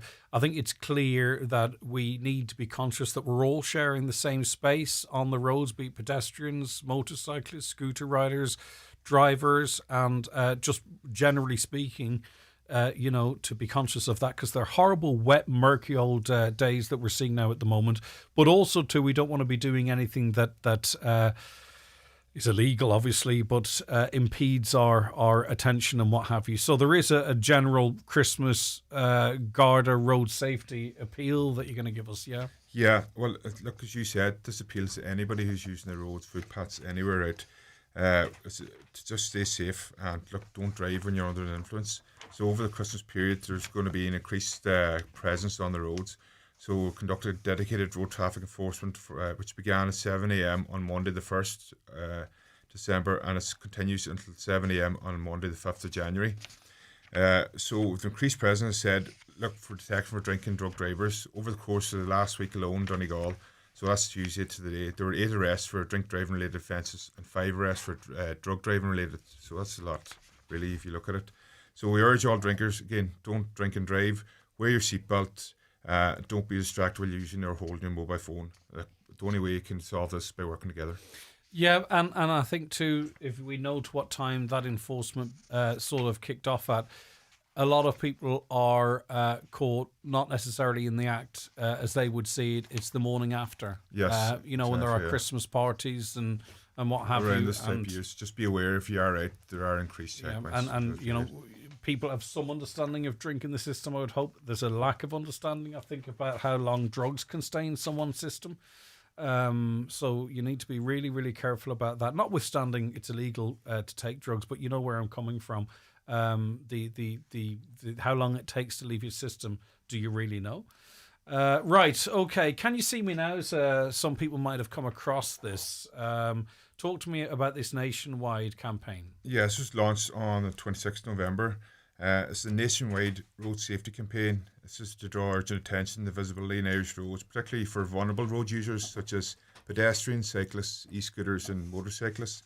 So on Thursday 27th, a series of posts were shared on social media, and these posts were pinned to top profiles forming a high visibility strip. So drivers have a vital role to play and are most exposed on the roads. So we're asking people, vehicle lights are fully operational and drive with dip headlights during the day. I would say all the time, but particularly at this time of year with the fading light and poor weather conditions. Keep your windscreen clear, your wipers are working, make sure there's sufficient water in so you have good visibility. So leave extra space for the overtaking pedestrians, cyclists, motorcyclists, especially on rural roads. And again, urge all users, wear high-vis clothing, appropriate lighting on bicycles, motorcycles, use dipped headlights, slow down, give extra space and be extra vigilant during hours of low light. Yeah, the amount of people not wearing high vis in the dark, especially, I'm sorry to say it again, especially children waiting for buses, running across roads to buses in the mornings and evenings, it really, really is worrying. And also too, and we all can be a little bit guilty of this, we have to make sure that we can see clearly out the windscreen before we pull off as well, right? Because it's not just ice and stuff, condensation can limit it as well. You can order high vis at rsa.ie if you don't have them. Some in the Garda stations and stuff. Do you know, it's not accessibility, Sean, it's getting people to wear them. And I get it, right? And I know sometimes it's hard to get into young people. And I've said it on the show before, sometimes it's hard to get them to even wear a coat, let alone a reflective coat. But you know, we have had a number of instances where there's been collisions between motorists and pedestrians for whatever reason that might be, and not all of them feature on this item. And you know, we're very vulnerable as on the roads. You know, we need pedestrians, that is, and cyclists. We just need to take extra care. Right, Garda Sean Sweeney, thank you.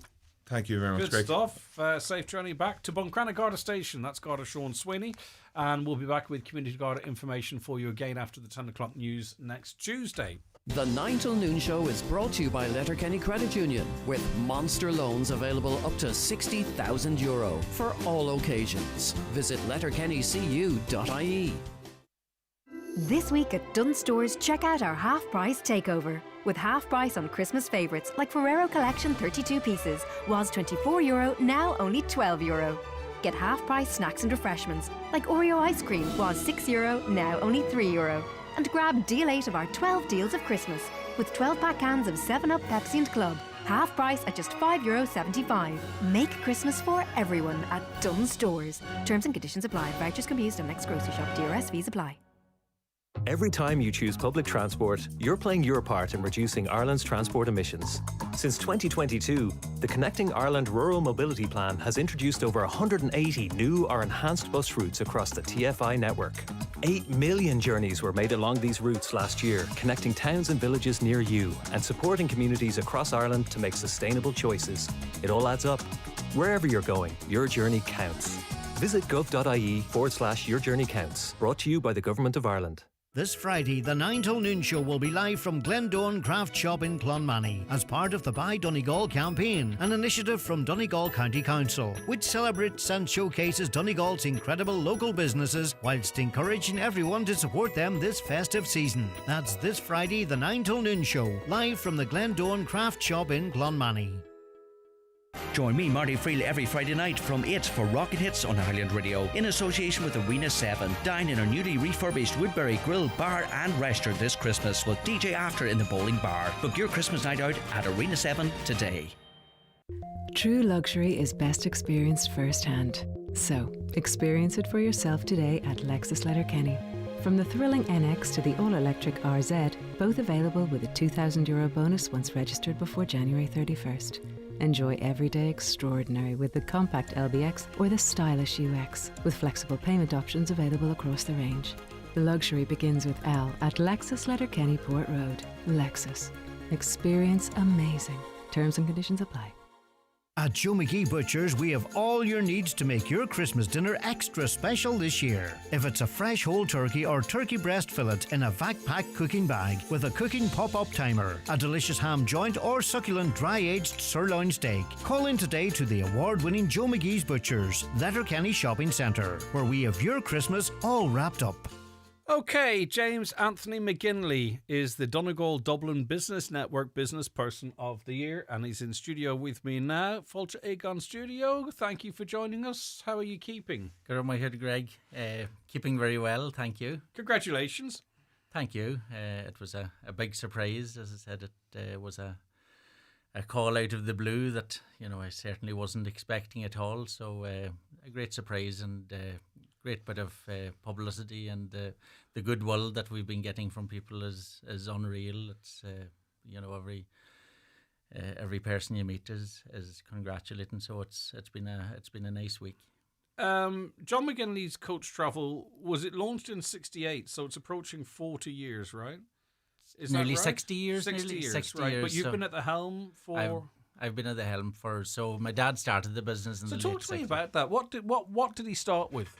Started off with a van that he actually used to go around selling fish, and I suppose improvised then at weekend where the van was cleaned out and there's a couple of side stools put in. Can I just have a big round of applause for whoever's cleaning that out before the weekend?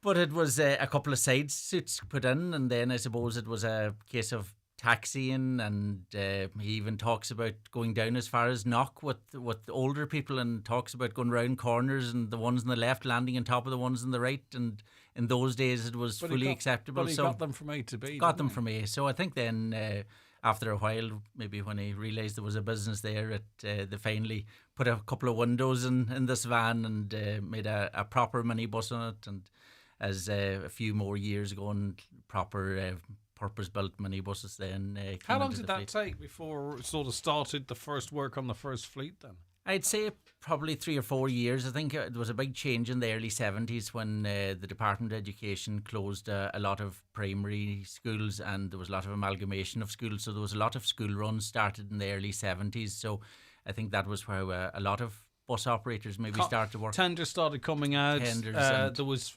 work that you could rely on. In other words, you could invest in the vehicles because you were getting a tender for a certain amount of time, and there was a business case for it. There was a business there, and then the other part then that was a very big part of the business that started around then was the service to Glasgow, and that started kind of by accident as well. There used to be a boat that used to go from Derry, an old cattle boat that went from Derry to Glasgow.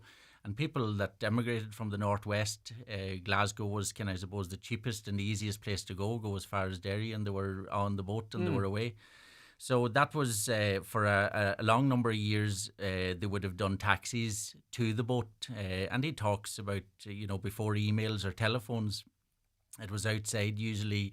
The church on a Sunday that most bookings were received. You'd be kind of standing waiting for people. Do you have a to seat for Derry? Do you have a seat, or my son's coming home next week and can you pick him up? So started going to Derry with passengers, as did a lot of bus operators. I mean, at that time there was a huge movement from different parts of the county to that boat, and so that happened for a few years, and then the Derry boat was done away with, and the boat changed from Larne to Cairnryan.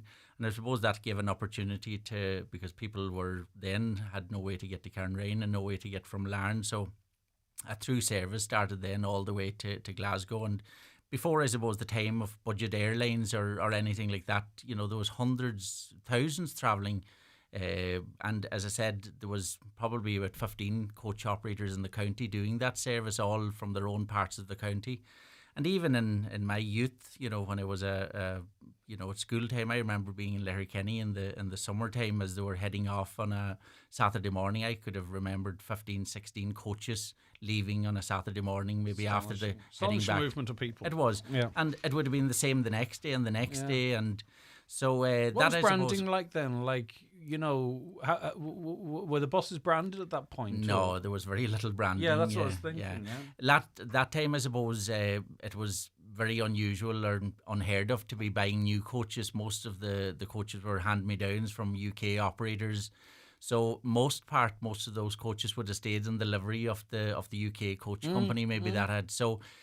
Even again in my youth, before I got involved, there was 3 or 4 buses there, and every one of them would have been blue, and one was red, and one was orange, and there was a combination. So branding, I suppose, at that time wasn't an issue at all, as long as it had wheels and was able to go from A to B. And again, it was as sure. At that time, it was a big deal to go all the way to Glasgow, before any communications would base, or if you had a breakdown or anything at all. But they dealt with it, and there's some great stories about bringing remains home in the back of the bus and bringing animals home in But the it was the bus. link. It was the link. It was it was the only link at the time. When you came into the company, listen, when you rode into it, I'd say you were probably taking buses for scotches at 10 around the yard, were you? We'll say nothing, but I'd say you were, right? So you're born into it. It's in you, right? When you came into the company, then what position did you have, and where was it at in terms of the company that we know now? Well, it was definitely in its infancy. Yeah. There was a couple of minibuses and a couple of coaches, and it was mostly the school runs and a wee bit of private hire here and there. But It was, there was no, I suppose, steady work. There was no work that you could depend on every day of the week that was there. And I suppose when I became involved, that was an important thing. If you were going to make a career of it and move the company forward, it was important that there was some kind of forward. So that was kind of the time that the service to Dublin started, and that was, I suppose, at the time, steady work as they call it. But it was difficult time.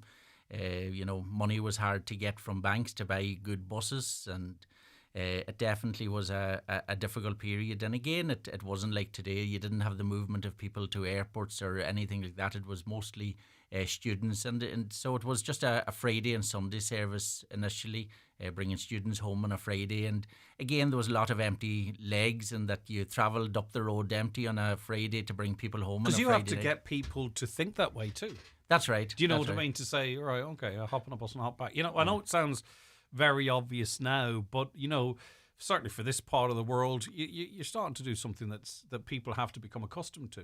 Yes, and I suppose again there was, we talk all the time of trains and the lack of them in this county. So there wasn't the connectivity to Donegal was very little. Even students that we don't travel to Galway, Fida O'Donnell does that route. But again, until they started, for example, students coming to Donegal would have had to get off in Donegal town and make their own home. And similar in our own case, Letterkenny was the last stop, so to travel on to West Donegal. So it was a case of bringing, I suppose, a connection to that part of the county. So, obviously then things, obviously the business starts to establish itself, but you don't want to become too big too fast either. There's a huge outlay in the machinery that every time you're using it, it's depreciating, and you have to add all that stuff into it, right? So talk to me through how the business grew from really the first scheduled Dublin run. So I suppose that it was just a Friday and Sunday run initially for a number of years until the early 90s. And then the daily service was added, and that of course was a big event at the time. And again, there's people sometimes underestimate the huge costs. Even a fuel alone, you're looking at €300-400 for a return trip. So there was a huge cost to operate it. But passenger numbers came, and I suppose the people of West Donegal put their fate behind us. And then as time moved on, we also added in then a coach service from Inishowen and Derry to Dublin as well, and that kind of suited into the service. So over the years, the service got busier and busier, and extra services were added on. And then I suppose I was still, young at the time myself, and I had still maybe itchy feet that I wanted still to do more. And it was at that point then that we got involved in tourism and in coach holidays. Started. You know what that means, though? Bigger and better buses. Bigger and better buses. Well, at that stage, I suppose we bought our first new coach in 1994.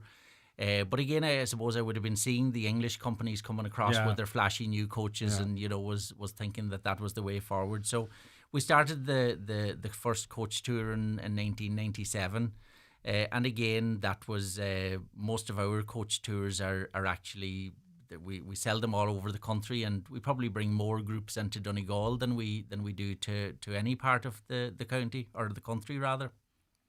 So that built up from doing 5 tours the first year to 10 to 20, and has built up. So in any given year now, we'll do about between 350 and 400 coach tours per annum. Some from St Patrick's Day till I suppose the last and week. It's an unsung hero really of the economy, isn't it? Because you're transporting people around that are spending money. We are bringing them into areas. Yeah, bringing them in. As I said, there's weeks that we could have 4 or 5 groups in Donegal, a couple of groups in the Mount Errigal and the Clanree and Donegal Town and Bundoran. So, do you still do school runs as well? We still do. So, what's the biggest portion of the business then? Is it the tours? Is it the scheduled? Is it the school bus stuff? Yeah, so we're very lucky in that we have a good breakdown. Our business isn't kind of dependent too much on one sector. We still do a small number of school runs. Still do a bit of private hire. We work for a few of the local schools, the Pobble Scolfalcara and some of those. And then the scheduled service obviously is very much a bread and butter because it's all year round, even in the midst of the winter when coach tours are finished up. People are still travelling and people are still moving, so that is a good part. But I suppose it's an even split between the coach tours. And then we started then kind of a little niche to the business in that we got involved in the cruise industry completely by accident when some of the people that were travelling in the coach tours they were kind of complaining that there was no cruise company leaving directly from Ireland. So in 2011, there's a big long story, but I won't go into it today. But in 2011, we managed to charter a cruise ship from Fred Olsen Cruise Lines, and we operated a cruise out of Dublin, we brought our own entertainment, our own skybox, our own. Wow. So we had our TV, brought the priest, we brought the minister, we brought bands, and we sold that out. And 2 years later, we'd done it again, and 2 years later, we'd done it again, and that side of the business grew immensely.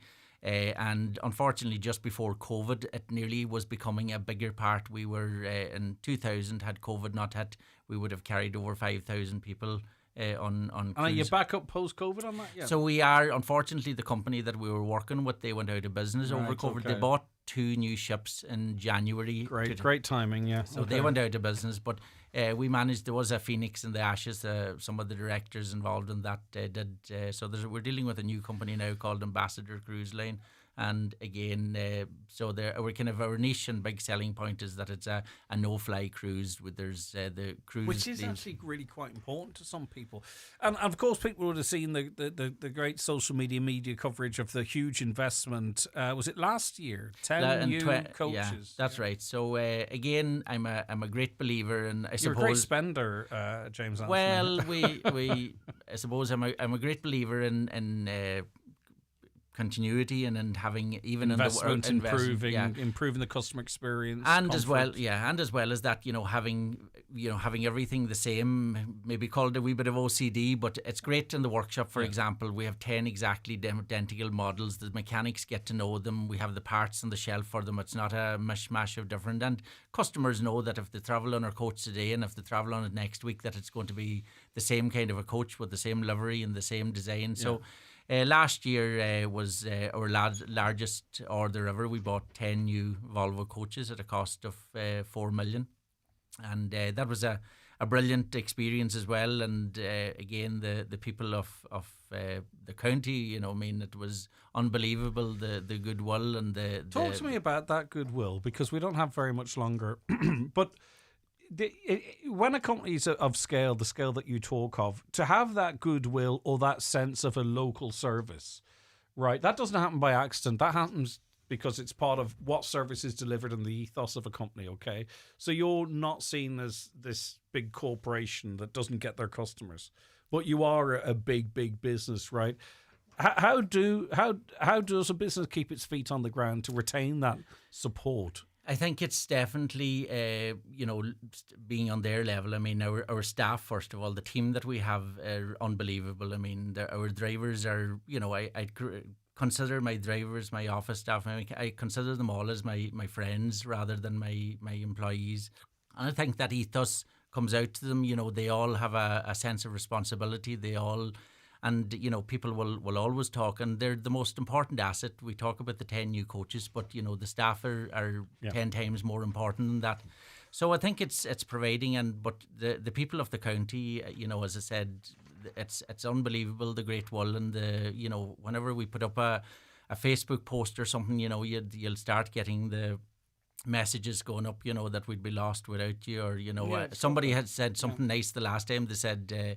McGinley coaches to Donegal is the same as Guinness to Ireland, and that lifts my heart so much to see that. But no, it's I think in Donegal we probably are a little bit clannish, and we'll see that at referendum time and at any time that we book the trends. So they definitely are very much behind them, and I want to thank them for all that support, because we wouldn't be there without them. Congratulations to you personally, James Anthony McGinley, Dublin Business Network Person of the Year. But it's a whole team, and it's a congratulations to your company as well. And James Anthony will receive his reward at the DDBN Christmas Gala dinner on Thursday, December 11th at the Ivy Gardens Hotel, Harcourt Street, Dublin 2. Hopefully you've got your tuxedo warrant. We have, and I suppose to put out a shout for them, we are in the night doing a charity raffle for Pieta House. And as I said, if anybody is looking to sponsor any prizes, if they get in touch with the Dublin Donegal Business Network, I'm sure they'll be glad to take them. And I suppose to thank the network as well for giving me this nomination and this prize. Congratulations, a worthy winner. James Anthony McGinley, thanks for calling in. Thank you very much. The 9 till noon show with Letterkenny Credit Union, now offering mortgages from 40,000 to 600,000 euro with no hidden fees or transaction charges. Letterkenny Credit Union, 9102127. Employers, give every employee up to €1,500 tax-free with Clever Cards. Clever Cards digital MasterCards can be used anywhere, online and in-store using Apple and Google Pay. Give your employees the freedom to spend their rewards where they want. Order online from clevercards.com. Clever Cards MasterCards are issued by Monavate pursuant to license from MasterCard International and certified by Apple Pay and Google Pay. Clever Cards is an appointed distributor of Monavate, an e-money institution authorised and regulated by the Bank of Lithuania, and the business is regulated for conduct of business purposes by the Central Bank of Ireland. E-money access from Clever Cards MasterCards are safeguarded and protected under EU e-money regulations. Terms and conditions apply. Don't know if you know Alice and Pat. Late 40s, couple of kids, been together 17 years. Never married, of course, but that's not a problem. Until something happens. And suddenly words like unmarried, inheritance, and substantial tax bill enter the equation. You never need proper estate planning. Until you do. That's why the experienced team at McElhenney & Associates are here to help. Find us online or call 074 917 5989. McElhenney & Associates, Solicitors, Stranraer. At Londis, we wish our customers in Donegal a very happy Christmas. We know what locals want because we are local like you, even as local as Lough Swilly on a beautiful crisp winter's day. Happy Christmas from Londis. Running a business isn't easy, but accessing support should be. The new National Enterprise Hub is the single source for all government support for your business. With over 180 supports in one place, it's easier than ever to find grants, advice, training, and more. And don't worry about not knowing what you need. Our helpful team will guide you every step of the way. Visit neh.gov.ie to learn how we can help. The National Enterprise Hub. Support starts here, an initiative of the Government of Ireland. The wait is almost over. The brand new O'Neill's Donegal GAA home jersey launches this Thursday, December the 4th at Brian McCormick Sports.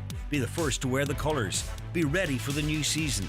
Available at Brian McCormick Sports in-store and online from this Thursday the 4th. Christmas just got even bigger at Highland Radio. Not only could you win a brand new Renault Symbios Techno worth over €35,000, but from December 8th to 19th, we're giving away a grand a day. If you've already bought your ticket, you're automatically in. If you haven't, now's the time to get your tickets at highlandradio.com.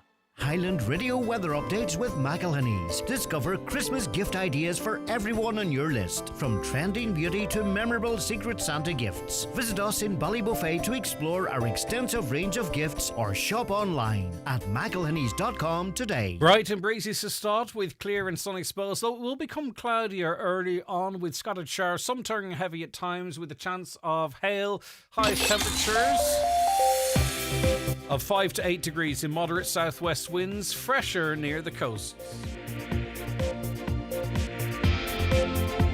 With all the stories that matter across the Northwest, it's Greg Hughes on the 9 to Noon Show on Highland Radio. OK, let's get a news update at 11 o'clock. It's over to Ryan Brawley.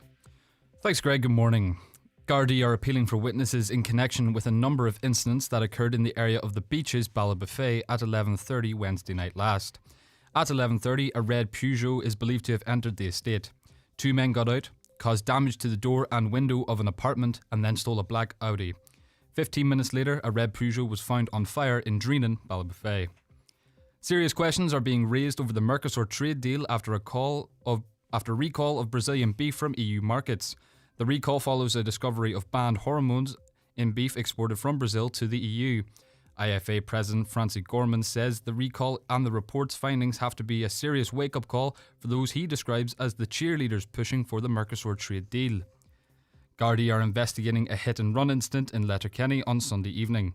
Shortly before 7:30, a collision occurred between a white Audi and a silver Toyota Vitz at the roundabout on the Kilmacrennan Road. Both cars were travelling from Letterkenny and exiting the roundabout to travel towards Kilmacrennan. Gardaí say no injuries were reported and the driver of the Toyota did not remain at the scene. The PSNI is investigating threats made against politicians in a video circulating on social media.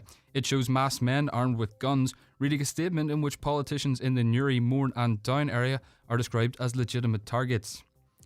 The Public Expenditure Minister says narrow vested interests are slowing down critical infrastructure projects. Jack Chambers is bringing a memo to the government in a bid to cut through red tape in order to deliver more homes, roads and crucial infrastructure. The report will include specific legislation to fast-track key projects through the planning system. And investigations are ongoing into a case of assault that occurred on Upper Main Street, Buncrana in the early hours of Sunday the 19th of October. Gardaí say the incident occurred between 2 and 3 a.m, where a man was hospitalised following the alleged assault with non-life-threatening injuries. It's believed multiple people witnessed the incident. Anyone who did is asked to contact Buncrana Garda Station, particularly those driving with a dash cam. That's all for now. Back with another update at 12. Ryan, stay there. Welcome to the news team. You've been with us now for a week or so. How are you getting in? How are you fitting in? I am fitting in very well. Where are you from, Ryan? I am from Strabane. Really? Say Yeah. woman.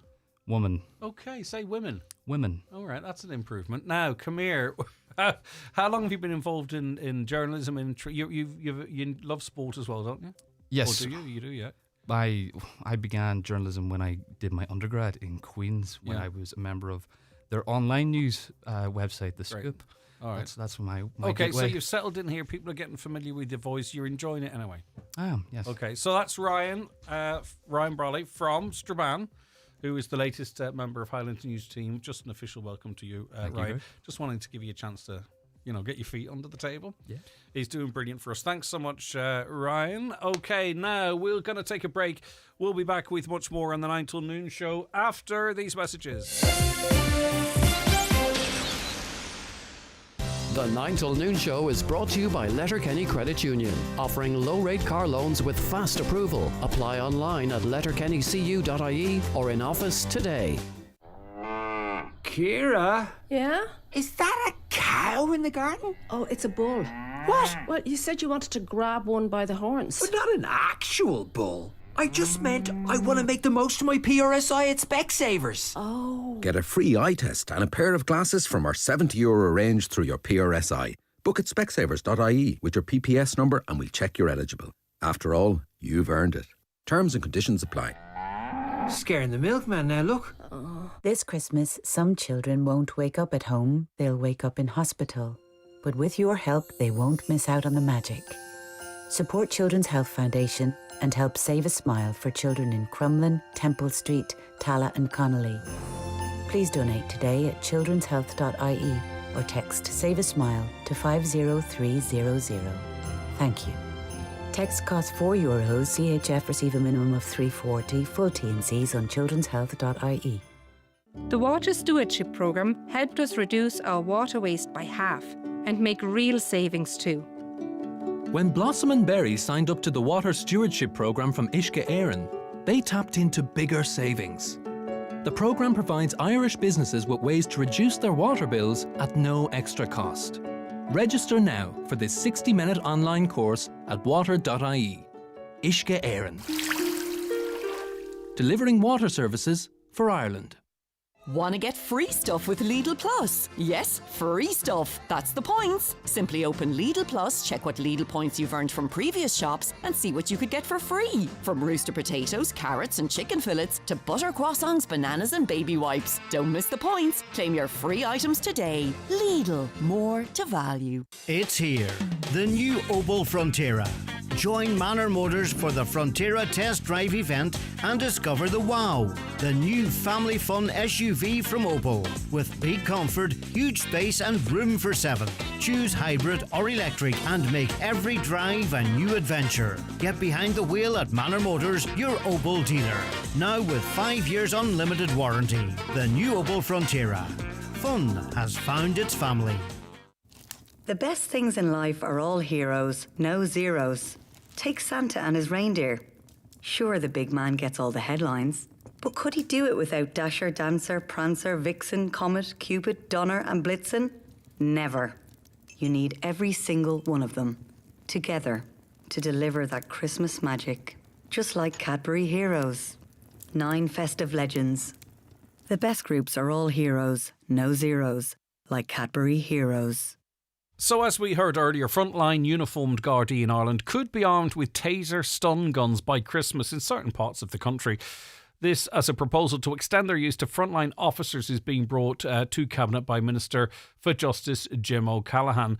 It's GRA policy that... well, anyway, I'll get to that in a second, because I have Brendan O'Connor, who's a Garda, of course, and GEA representative for Donegal. Brendan, thanks for joining us. I do appreciate it. Good morning, Greg. Right, so this would be the issuing of tasers initially in certain areas to certain types or certain rank of Gardaí. What's on the table?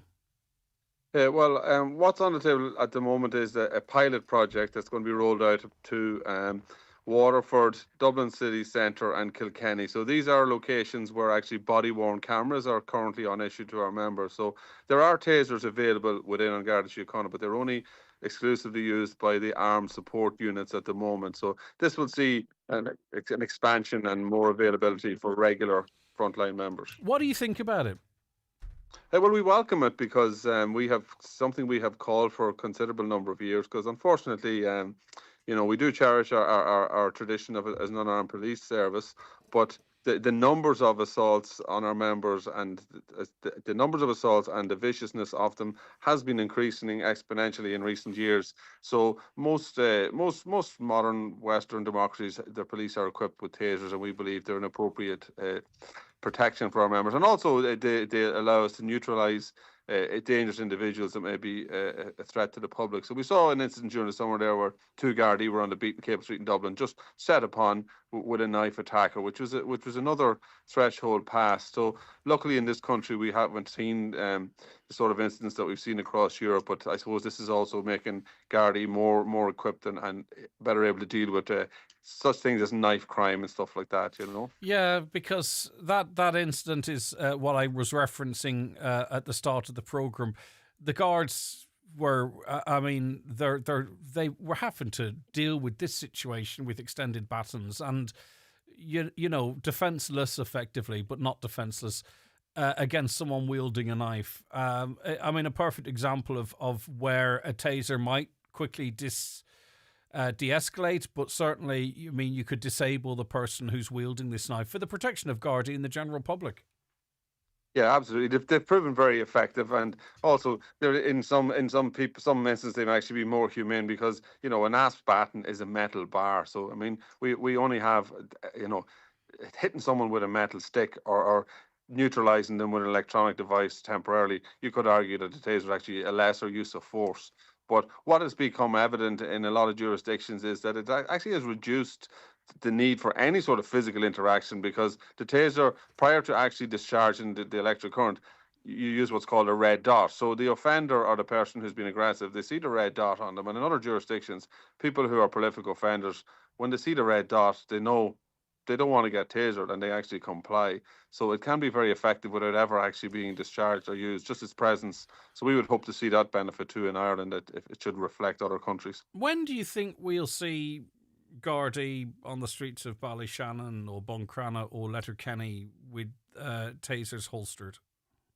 We just don't know at this early stage. You would hope the fact that it's not a new piece of equipment, that some of the policy documents and that would exist, that it is in use within the Garda Síochána. So I think it's very much coupled with the rollout of body cameras, because the public need to have that reassurance, and we do have very accountable police, and so you want it, if a taser is discharged, that there will be a body cam. So it's about building a network, it's about training members, and it's about, of course, having the funds available. But we can't say, but hopefully we will be certainly encouraging our members to cooperate, and we will be cooperating ourselves to try and increase this rollout for what is we consider a piece of personal safety equipment for our members and community safety equipment too. Is there any concern, though, that this could sort of widen the gap between the general public and An Garda Síochána? Yes, there is that element, and as I say, we cherish our tradition as an unarmed police service, but we have to evolve and we have to change. And unfortunately, the environment out there that Gardaí are facing in every town and village in Ireland is that people are more aggressive, are more prepared to assault our members, and also it's just unfortunately a necessity. But it doesn't impact on our core values or our ethos as a police service. And as I say, I would imagine it will only be used in very extreme circumstances. But it's just an essential tool of modern policing, unfortunately. All right, okay. Listen, thank you for that. I appreciate your time. That was Garda Brendan O'Connor, GRA representative for Donegal. So what are your views in relation to tasers becoming commonplace?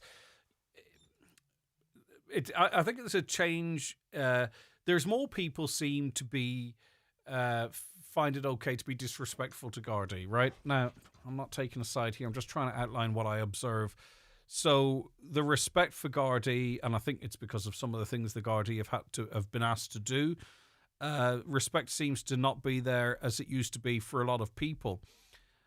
And then what happens is then people become more confident in attacking a guard, because once you bring them down to your level in terms of authority, right, then it's not a huge jump then to be abusive and assaulting of Gardaí. And then what happens then? Well, you say, well, Gardaí need to be able to protect themselves more, so then they have tasers. And, on it goes. So is it a slippery slope? I don't know. I don't have any family in the Guards, so I can't really speak from personal experience. But anyway, what do you think? 086 60 25,000. Right, I do have to take a very quick break, and I'm coming back with the deputy editor of the Irish Farmers Journal and beef suckler editor Adam Woods after these. The 9 till noon show with Letterkenny Credit Union. Simplify your debts with a debt consolidation loan from Letterkenny Credit Union. Call us on 074 910 2126 or apply online via our app or in office today. TFI Local Link operates evening and weekend services throughout rural Ireland to help you stay connected 7 days a week. We know life doesn't just happen 9 to 5, so if you're commuting, shopping, visiting family, or going out in the evenings or on the weekends, let TFI Local Link take you there. Visit transportforireland.ie. Ho, ho, ho! Santa's here with an important message for all good recyclers. Whether from toys, tech, decorations, or devices, never ever bin batteries. Always recycle for free. It's easy. Just return your old batteries for free recycling to your point of purchase. Or find your nearest drop-off point at weireland.ie. Let's keep our planet safe and bright. It's not Christmas without fighting over tangled lights and making up while putting the star on top. Without hearing about fairy tales in New York, hearing there's one for everyone in the audience, or hearing Dad say, that's it for another year. It's not Christmas without him, or her, or them. Without cracking open the good biscuits, the tin of Jacobs that's supposed to be kept for the visitors, but is best shared with those you love. Jacobs, at the heart of every Irish Christmas. Millionaire Raffle from the National Lottery is back. There's 1 millionaire guaranteed and over €6.3 million in cash prizes to be won. The draw is on New Year's Eve and tickets are limited to 600,000. Have you got yours? The National Lottery. It could be you. Gift responsibly. Do you know Claire Clothing, Letterkenny, has moved to 54 Upper Main Street, right beside Brian McCormick's? And we are now exclusive stockists of Bugatti women's wear at Claire Clothing, Upper Main Street, Letterkenny. Imagine sinking into a perfect comfort every night. At Restex Beds, we believe a better sleep means a better life. Choose from our vast range of quality mattresses and find the one that's perfect for you. Restex Beds, Mountaintop, Letterkenny. Leave the rest to us.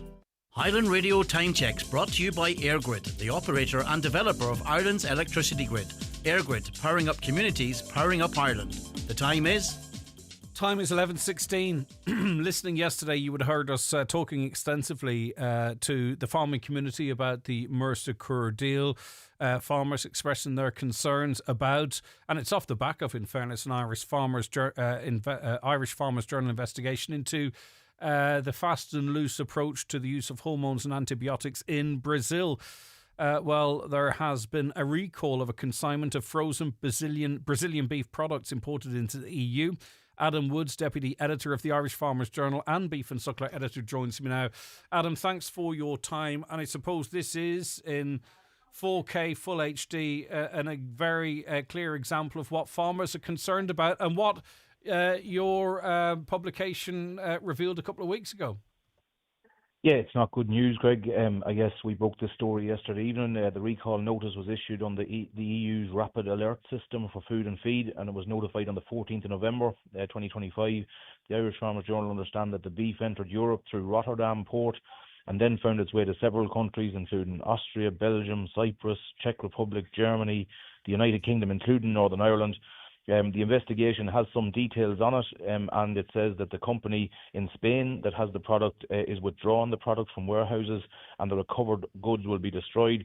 More worryingly, however, in relation to the beef in Italy that was recalled, the company that received the affected beef declared that he transferred, cooked and served the entire product on the 14th of November. That means that beef has entered the European food chain. That is not good. The hormone estradiol 17 beta, we understand that that's the hormone that is in the beef. The EU, as far back as 1981, concluded that there was a substantial body of evidence suggesting that estradiol hormone be considered a carcinogen, and hence it was banned for use in Europe. I seen that hormone freely available for sale in Brazil just 3 weeks ago, so that just shows you in terms of the laws and the difference in standards there is in Brazil. And look, it's coming home to roost now in terms of that recall yesterday. I just want to flip it on its head a little bit. Does this not in any way prove that the EU, its rules and regulations are so tight that even if the Mercosur deal is passed, that Brazil will have to significantly up its game, or it won't be able to come into our market because we have the testing in place that catches this, and we have full consignments that effectively go to the dump? Yeah, I guess, but this has found its way to a food chain. Any would say standards or residue testing or auditing needs to take place in Brazil. It does take place in Brazil, but this has slipped through the net. And to go back to a June 2024 report, which is just 18 months ago, completed by the European Commission in Brazil, that audit showed that Brazil could not prove its beef supplied to the EU market is not treated with estradiol. So cattle treated with estradiol cannot come into the EU market. And I'll quote from the report: the current arrangements in place to guarantee that cattle, meat for which is destined for the EU market, have never been treated with estradiol 17 beta for zootechnical or therapeutic purposes are ineffective. So the EU Commission 18 months ago highlighted their worries about this, but the latest breach, for me, shows that the report was ignored, and what the 2024 audit flagged has actually happened last week. So serious questions have to be asked now and answered by the EU Commission as to how this beef found its way into the EU food chain. I spoke to one of your colleagues after your expose, but you were there yourself in Brazil. Briefly talk us through access to hormones, antibiotics, what kind of checks and balances, how freely available they are, just to give us a sense, having seen it for yourself firsthand. It's hard to paint the picture that it's just day and night. We travelled 3,000 kilometres. We visited 4 states in Brazil. We called into agricultural supply stores. We're freely able to buy antibiotics, critical high-level antibiotics in terms of cephalosporins, which are reserved for human health in many countries. They were thrown out to us across the counter. We had no Portuguese, we had no herd number, we had no tag number, we had no proof of identity, we had no proof of requirement of those antibiotics, and huge issues there in terms of antimicrobial resistance and the global fight against antimicrobial resistance. And I think Professor Martin Cormican summed it up very well in terms of when we showed him the products that we were fit to buy in Brazil. He said, look, this is contrary to all the work we've been trying to do in Europe for the last 20 years in terms of reducing the level of antibiotics and the responsible use of antibiotics as well. So the standards are not the same. The EU Commission have told us time and time again that it's equivalent standards, it's a level playing field. What we found in Brazil 3 weeks ago is far from that. This puts it to the EU Commission now. We kind of find out what matters. Is it, opening up markets or open them up more greatly for those exporting into South America, the likes of Germany, etc., other countries that will benefit? Or is this about, food security and protecting, not only the farmers, but what they produce and also the citizens that consume that? And we will find out soon where the priorities lie in this vote. Yeah, absolutely. You've hit the nail on the head there. I think ever since the European Union was formed, food safety and we'll say that the health and well-being of its citizens was forefront in any policy making. And I think personally for me, food safety and the health of EU citizens is a non-negotiable. No matter how many billions any trade deal is worth to any country, we need to make sure that the food coming in is safe for our citizens. And look at recommendations issued to Brazil as part of that report that I told you in 2024 haven't been adhered to. And it further demonstrates Brazil's inability to meet the same standards for food safety as we have in Europe. It's plain and simple. It's there. The EU Commission it's in their own report that they haven't done what they said they'd do. So I think, look at the Mercosur trade deal. An investigation needs to be launched into how this has happened, and any more negotiations or any ratification needs to be paused until we get to the bottom of this. I think states need to not sit on their hands either. You know, we need to hear from the leaders of countries in relation to this as well, I think, such as its severity. You know, I know this is an EU decision, but the Irish government has a duty to its citizens and its farmers. Now, I'd like to hear some very clear messaging, if I've missed it because I've been on air for the last couple of hours, very clear messaging and leadership on this issue from them. Yeah, we have a number of politicians out this morning and MEPs hiding behind safeguards, so-called safeguards that they say will protect the incomes of Irish farmers and European farmers. This has gone way beyond incomes. This is now about food health, it's about consumer health, and it's about protecting EU citizens from hormones that do bad things as regards when people ingest them. So we don't want to go down that road. We have it now. Before we ratify this deal, we have evidence that Brazil can't produce beef. They can't guarantee there's no hormones in that beef. So we need to go back there and look at how that happened and why it happened, and making sure that before any deal is ratified, that we make sure we have the necessary checks in place to allow not that happen again. And anyway, everyone should be interested in anything that has carcinogenic qualities, but also antibiotics, human antibiotic resistance. These aren't jokes. These are very, very serious matters. Adams, thanks for that. I appreciate it. Thanks. Thanks, Greg. Bye-bye. Adam Woods, Deputy Editor of the Irish Farmers Journal and Beef Suckler Editor. Greg, lots of people use VPN, virtual private networks, because of hackers. An X goes by IP addresses, so they appear to be outside of Ireland when they're in Ireland. So don't assume they're outside Ireland. That works to some extent. If you have a VPN, by the way, and you watch YouTube and you don't want ads, switch it to Albania. Albania doesn't allow YouTube ads. Did you know that? And you can switch. You can watch it if you're on your phone or telly. Use your VPN, switch it to Albania, and you get no ads on YouTube.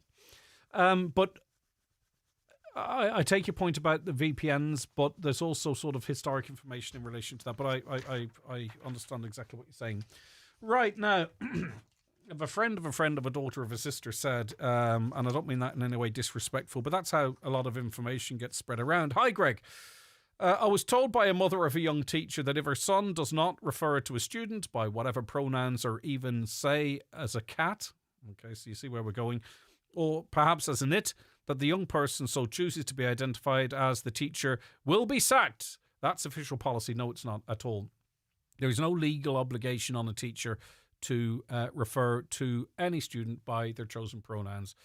There are school policies, but they couldn't lead to your sacking. But anyway, it says, I'm sure you can verify this by a phone call into the department in Dublin. So I know for a fact anyway that this is not true. But anyway, the department has not issued any directive on the matter referred to below. Boards of management are responsible for the day-to-day management of schools, including the appointment, suspension or dismissal of teachers and other school staff in line with the Education Act 1998 and department regulation by circular. Schools are required to create safe and inclusive environments for students, as outlined in the Oireachtas policy, where they experience a sense of belonging, you feel safe, connected and supported. So there you have it. So there's no official policy in relation to that. You can't get, it's not illegal, and you can't get sort of sacked for not using it. Teachers, I think sometimes it's important teachers speak out a little bit, whether teachers feel they're like that and compelled, even contact us anonymously, or, a lot of teachers I know just want the kids to be happy as well. By the way, what can you take into Belfast Airport from the EU? So There are no limits to the alcohol and tobacco you can bring in from the EU countries. You're more likely to be asked questions if you have more than the following amounts, right? So they don't have limits, but you will end up being scrutinised. Cigarettes, 800, cigars, 200. Cigarillos, I don't even know what they are, 400. Tobacco, 1 kilogram. So that's the same as Dublin. So there is not a limit, but presumably if they believe that you are not using it for personal use, then you could have problems. So there's no sort of official policy in relation to that. On the use of tasers, Greg and Brendan, yes, our Gardaí need these tasers for their protection, but it saddens me because it's a sad reflection on our society that they have to introduce such drastic measures. Tasers can have dangerous effects in some instances. That comes in from Mary, but a knife can have dangerous effects in all instances for Gardaí, Mary, I would argue. Tasers are for the far right, says a listener. It was in my head that we could have this situation whereby there's a protest in Dublin and the Gardaí are standing there with tasers. But listen, there's a few different things. There's a sort of there's a pinch point between Gardaí and people of a certain mindset in this country, and they're knocking heads together, and we've seen what happens. It happens down in Dublin. Then there's kind of the rest of society, if that kind of makes sense, whereby it's just more our day-to-day interaction with them, and we're kind of more conscious of the fact that if the S hits the F, that the first number we call is 999. On the issue of flags, Greg, the national flag can be flown on public buildings and private properties, but it should be the correct flag with the 3 spaces on of red, white and blue. The white should be blank, no additional graffiti like harps or shamrocks, just like the French, Italian tricolours. Leave the white centres blank. Pat Carter, regular listener, contributor. With the 3 spaces on of red, white, blue. So that's the British flag, are you saying? Right, okay. I've got a long comment there. I'm going to get to that in a second. I just want to flick through some of the congratulatory messages for the McGinley coaches team. Congratulations, James Anthony, the best bus service in the world and county. That comes from Dolores. Well done, James Anthony, keeping a fantastic service going. That's Katrina Montgomery Devlin messaging that in. Congratulations to John McGinley Travel. I travel to Dublin at least 45 times annually for appointments and always travel with John McGinley buses. They provide an excellent service and all their drivers are so friendly and very comfortable buses too. Credit where credit is due. Congratulations to all the team at McGinley's coaches from Eamon and May in Letterkenny. Appreciate that. Right, let us take a quick break. Watch the show live now on YouTube, Facebook and at highlandradio.com. The 9 till noon show is brought to you by Letterkenny Credit Union. Digital loans now available. Apply online or via our app today and get your loan transferred directly to your current account. Monster Bingo every Tuesday night at Mulroy Woods Hotel. €3,300 must go with €1,000 on the last page. Doors open 7:30. Bingo starts at 8:30. That's Monster Bingo this and every Tuesday night at Mulroy Woods Hotel, Milford. Zach Bryan, live at Park Equive, Cork, June 20th and 21st, and Boucher Road, Belfast, June 23rd and 24th. Subject to license. Tickets from $97.25 go on sale this Friday at 10 a.m. May be subject to fees. Presented by Aiken Promotions. There's more to share at your Christmas party with Dunnes Stores. Mix and match 3 for $2 on a huge selection of party dishes, like our indulgent range of cheeses, and brand new options like chicken sliders, king prawn toasties, and frozen popcorn prawns or mac and cheese bites. And better yet, you can save more with your 5 off 25 voucher. Make Christmas for everyone at Dunnes Stores. Terms and conditions apply. Vouchers can be used on next grocery shop. I love the way you never forget our anniversary. I love the way I can do it monthly or all in one go.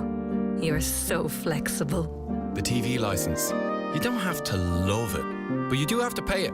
It's the law. Get sorted with a direct debit now at tvlicense.ie. Brought to you by the Government of Ireland. How we use electricity can be smarter, cleaner and greener.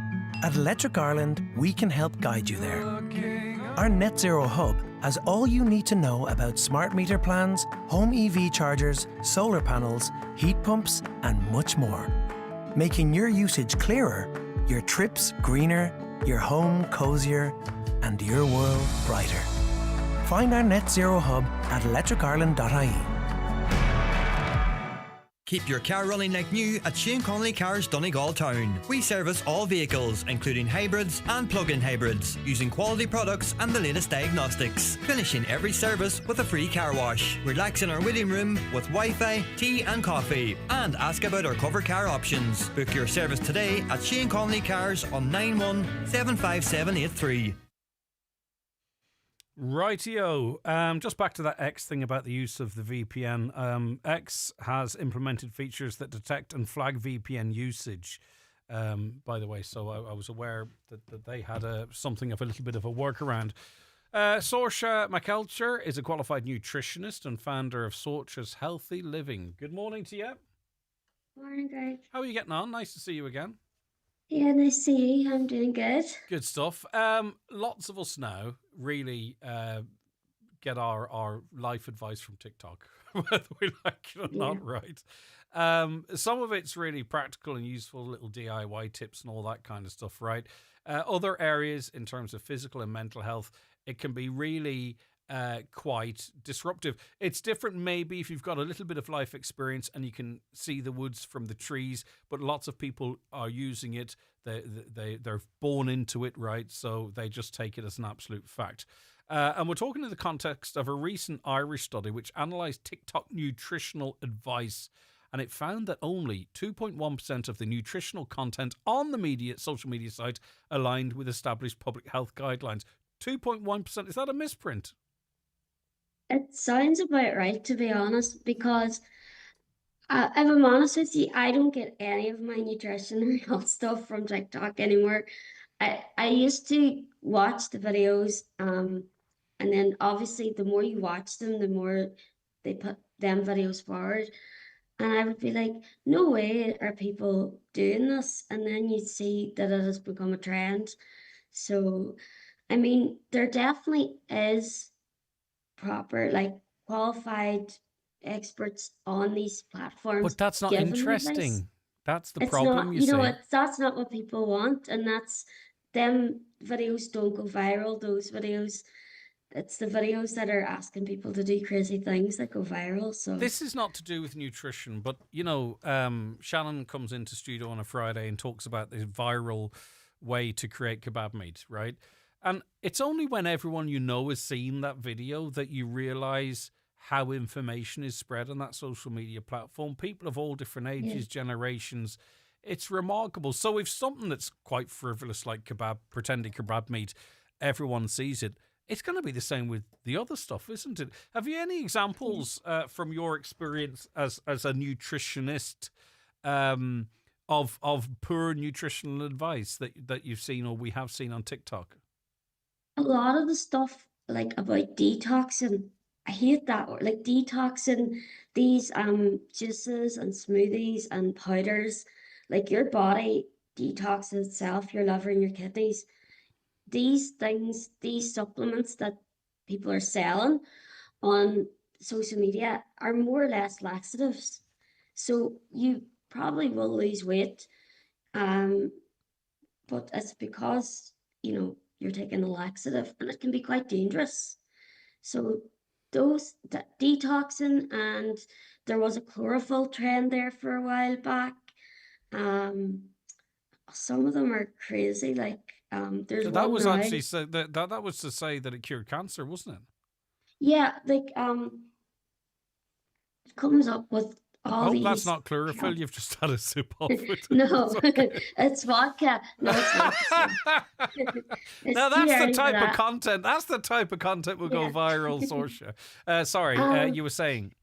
So, like, yeah, chlorophyll, obviously you get chlorophyll in fruit and vegetables, but then, I mean, it wasn't harmful in itself taking it, but it was harmful to say it will cure cancer, it will cure this, it'll cure that, when it won't. And the thing is too, statistically, because this study shows us, up on 6 out of 10 of millennials and Gen Z says they've actually taken or been influenced by nutritional advice on TikTok, because as soon as something begins to trend, Saoirse, in the modern world we live in, then it must be true. Yeah, definitely.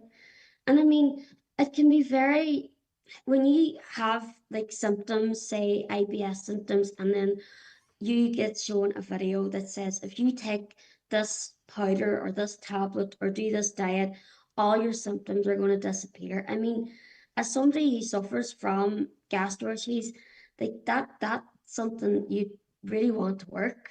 So you probably try it and it might help you, but 9 times out of 10 it won't. It might even make you worse. Yes, and it's not sort of, that someone has the skither for a couple of days, and it works, all right, because that's one end of it. But it is people that maybe are struggling with health issues and aren't getting the proper advice, right, that actually could help them. That's when it starts getting to be a real issue, isn't it, Saoirse? It's where someone is not getting the correct advice that could help improve them, not just in the short or medium term, but long term, and that is problematic. Yeah. And as well as that, if you are already on a treatment or a medication and you start taking a supplement that you bought from TikTok or Instagram or whatever, it could interact with the medications you're already on. And if you're not getting medical advice about this supplement, you're not going to know that until maybe it's too late. And the challenge is, Saoirse, as well, right? If you want to use your expertise and qualifications in this space, it takes an awful lot of effort and time. And because it's not necessarily what people want to hear, because I think sometimes it's enforcement of the handy route that people want to hear. It's hard for you to get in there and be a counter voice, isn't it? It is. Like, I used to make a lot of videos and I put a lot of effort into the research and I'd make sure that everything I said had a lot of scientific backing. But I mean, I can't go up against somebody who says, right, if you take this pill once a day, you're going to be full of energy and you're going to be cured. By me saying, if you eat more fruit and vegetables, your digestive system is going to be more healthier. But like, it's not going to work overnight. You're going to have to do this for a while before you see the results. Yeah, and I think we're in a space now, and I would actually argue, she's having another wee sip of vodka there. I would actually argue, Saoirse, this is post-COVID, and it's maybe the RFK Jr. sort of influence here, whereby this is not a space that's going to be policed, right? So people have counter views, and unfortunately, your view, even though it's based with qualifications, has equal and sometimes less merit to someone who says, blend 1,000 bananas and bath in them and, you'll lose 20 pounds. Do you know, that sort of a way? And so it's never going to be, at this point, I know it doesn't seem like it's never going to be censored out of the public dialogue. No. And what a lot of people don't realize either is, like, for health claims on food are quite strict. There is actually laws around that. Health claims on supplements, the laws are very lax. They're not the same. Like, for food, for example, you're not allowed to have on the packaging that it would cure a disease. This is actually one that I only recently discovered. If you buy bottled water, it's legally not allowed to say this will prevent dehydration, because dehydration is a state of disease. It's a medical claim. Okay, it's a medical claim. But with supplements, it's different. It's a lot laxer. So, say for example, apple cider vinegar was a trend going around, and like it was saying, influencers or content creators were saying apple cider vinegar could cure everything. It could burn belly fat. It could cure cancer. It could do this, that, the other.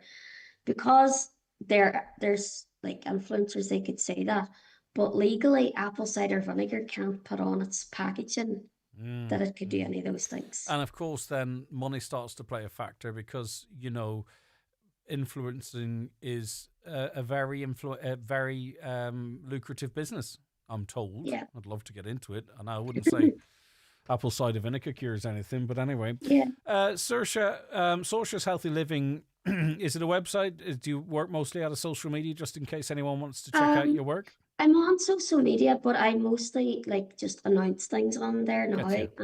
I have a website and I do one-to-one personalized nutrition packages, I'm in the process of creating an online course for active kids, parents of active kids. Brilliant. Because I dance with Ashley Mead Dance Academy, and I help out at the classes, and I've been seeing a lot of kids come in and like genuinely would love their energy. They're coming from like 3 or 4 different activities. So I thought a course for the parents to help them fuel their kids.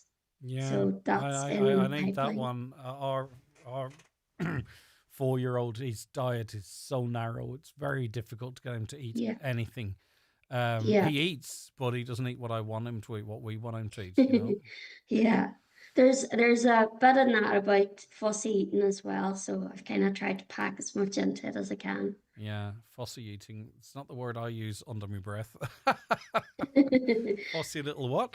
Okay, listen, Saoirse, thanks for that. Lovely to chat to you. Look after yourself. Saoirse McElcher there. Actually, you know, do you find that? Have you got, you know, younger ones in your family group? It's very hard. Like, Aaron was a fussy eater, but there was certain stuff he would eat. Hudson is incredibly fussy in what he will or won't eat. That being said, he's a good weight for his age and all that kind of stuff, and he's a tall boy, but you would love to see him sort of eat, more a varied diet. Okay, Greg, strap in. Yes, the cheap flags flying from lampposts look bad. The people who put them there think they're angry at immigrants. However, they aren't. In reality, they're angry at the government and EU, WEF, etc. You see, in the example of Ukraine, firstly, there are military-aged single men coming over and are being housed, fed, given free transport, a stipend, and in some cases, getting their pets paid to come here. Now we have the government getting money from EU, NATO to help the refugees, but the people whom are providing the lodgings and such are overcharging the government for the privilege. Next, we have math. We take in thousands of people into a system where housing was a problem before, a health system being held together by a plaster, and underfunded and understaffed schools and Gardaí. What do you get? A mess where people are suffering. If you mention this anywhere, immediately you're called a racist and Nazi, even by our glorious leader. Mr. Burns, just so they don't have to take responsibility, or dare I even say do their jobs. They have the voting system rigged that even if you don't vote them in, they can still get into power. Massive wastes of taxpayers' money on money laundering, public works, the wall, the bike shed, the printer room and the children's hospital. We should get together and see the actual reason everyone is mad about. Stop infighting and blaming immigrants. See, the actual problem is the politicians who don't serve the people. You see? That's one person's point of view there. The 9 till noon show is brought to you by Letterkenny Credit Union, with monster loans available up to €60,000 for all occasions. Visit letterkennycu.ie. This Christmas, make it magical with a top-name fragrance or gift set from McGee's Chemist Letterkenny. Choose from names like Chanel, Lancôme and Dior. Also Jimmy Choo, Yves Saint Laurent, Prada and many more, all at great prices. From timeless classics to the latest designer scents, you'll find the perfect gift for everyone on your list. Shop in store or online at mcgees.ie. McGee's, where the best costs less. Who's making something wonderful at Lidl this year? Hi, I'm David Brett from Oak Park. We pride ourselves on supplying award-winning hams to Lidl each Christmas. We select Bord Bia quality assured Irish pork. We naturally smoke them using beechwood chips. Oak Park's Bord Bia approved ham joints from $9.99. Lidl, more to value.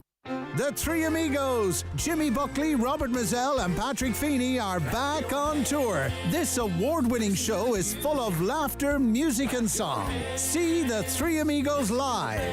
Clonry Hotel, Letterkenny, Monday, January 26th. Tickets priced $39.50, now on sale at hotel reception and ticketmaster.ie, where extra charges may apply. The Three Amigos live. This show is not to be missed. This Christmas, celebrate the ones you love with a timeless gift from Pandora. From elegant necklaces and sparkling bracelets to beautifully curated gift sets, find the perfect piece they'll treasure forever. So what are you waiting for? Visit us in-store at pandora.net to make this Christmas truly magical. Give more than a gift. Give joy. Give love. Highland Motors are celebrating not one, but 3 2026 Irish Car of the Year awards. The new Dacia Bigster won Medium SUV of the Year, while the iconic new Renault 5 has been named Compact Car of the Year and won the ultimate crown, Irish Car of the Year. Pop in for a test drive and see for yourself why these fantastic cars are award winners at Highland Motors Mountaintop, Letterkenny. Highland Radio weather updates with McElhinney's. Discover Christmas gift ideas for everyone on your list, from trending beauty to memorable Secret Santa gifts. Visit us in Ballybuffet to explore our extensive range of gifts or shop online at mcelhinney's.com today. Looking out the window, it's nice and bright here at the mountaintop in Letterkenny, but I'm told that it will become cloudy with scattered showers, some turning heavy at times with the chance of hail. Highest temperatures of 5 to 8 degrees in moderate southwest winds, fresher near the coast. Now, on the Greg Hughes show yesterday, that's an interesting name. On the 9 till noon show yesterday, we had Lisa speaking about her daughter being involved in that collision in Fermanagh and looking to get in touch with Alana. I'm that Alana and would love you to put us in touch. So we'll sort that out. Alana, thank you so much. And Alana, fair play to you for what you did as well. And what I'm pleased with is that your act of kindness will get the recognition because you did something really nice. So we've put those people together, yes? Okay, we've done that. Okay, thank you very much indeed. Now, Ruth Brennan is a teacher and member of the Board of Management at Scoil na Siúnta Vinne Chenya J in Ardra and joins us now. Good morning, Ruth. Good morning. How are you doing, Greg? I'm doing good. Right, the school's seeking DEIS status. And by the way, it's for people, explain the school. It's a small school, isn't it? It's a Gaeltacht school in beautiful Ardra. It's a small Gaeltacht school, that's right, here on a hillside outside of Ardra. Yeah, that's right. If you wanted to know a little bit about the JESH because it was first introduced in the middle of the last decade, wasn't it? 16, 17. Yous weren't included at that time, but why might have that been, and what do you think's changed that could qualify you for DEIS school status now? Well, we were never really sure because the reason that we were wondering why we weren't included at the time was because we were the only Gaeltacht school in the whole of the county, in the whole of County Donegal that do not have JESH status. And as well as that, we're the only school in our own parish, both English medium schools and Irish medium schools. Out of everybody, we're the only school in our parish that don't have JESH. And as well as that, our local secondary school has JESH status. So the kids, when they leave our school and go to secondary school, they are then deemed disadvantaged enough to have JESH status. So that's why we don't understand. But the thing is, there's no actual process of application or anything. It's just the Department of Education use their own criteria to decide which schools would benefit from JESH and which would not. And unfortunately, our school has not reached the criteria, and we just don't understand why not, outlier. When the other schools all around us do. There was a review in 2022, right? So at that point, do they open up applications, or do you get wind of it and then you lobby, or how does it work, Ruth? Well, we just heard that they were going to have a review, but you cannot, there was no application process.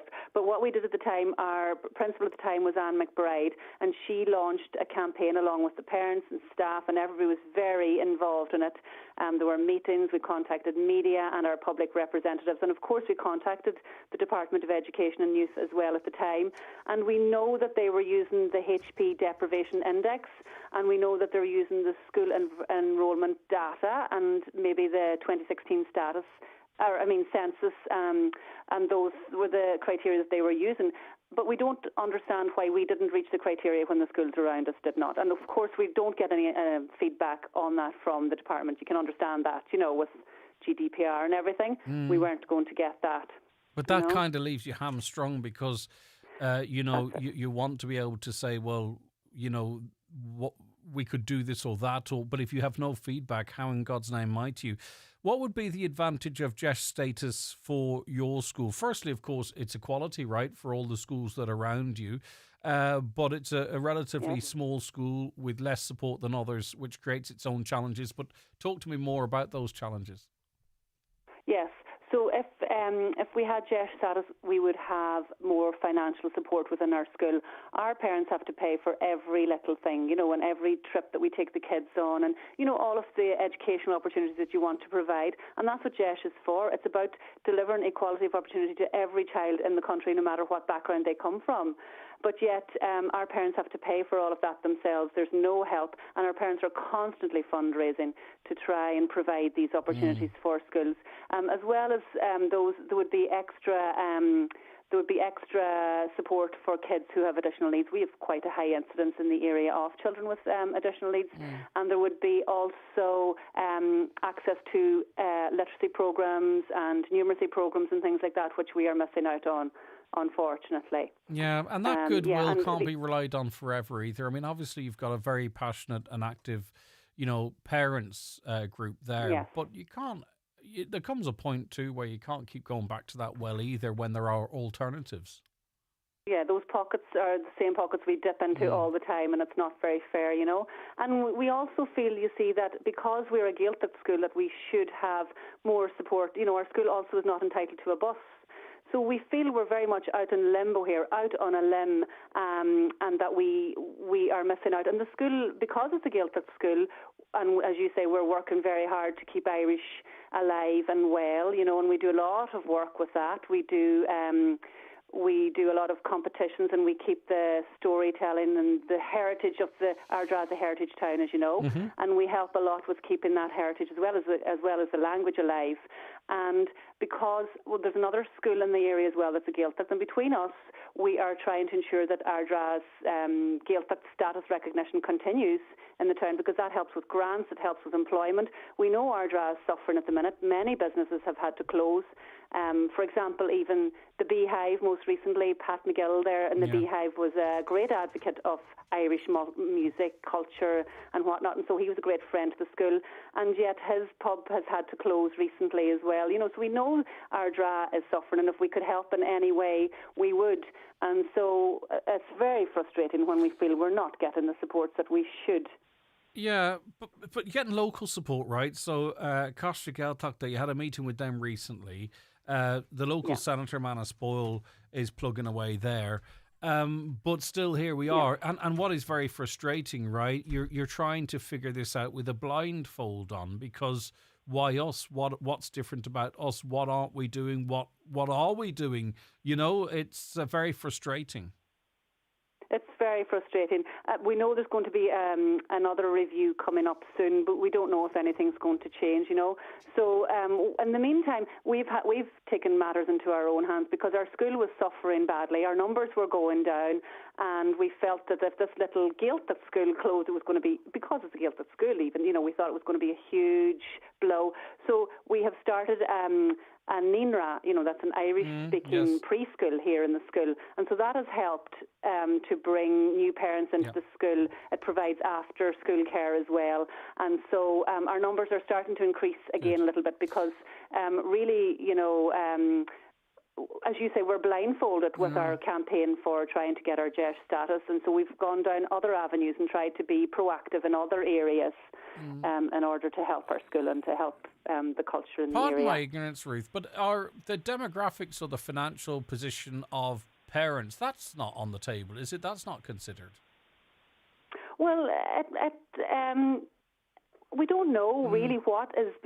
They are using criteria like that. Yes, we do know they are. They need to know, from this in the schools enrolment data, there would be a lot of that. Who's from social housing and who's employed, okay. and they would so take they all of that into info, consideration. Right? All right. So they would know. They would know a broad sort of, they'd have a broad idea of the income of the status of parents of the children. Yeah. Okay. I'm not saying that's a factor, but when you're looking at reasons, it's bizarre.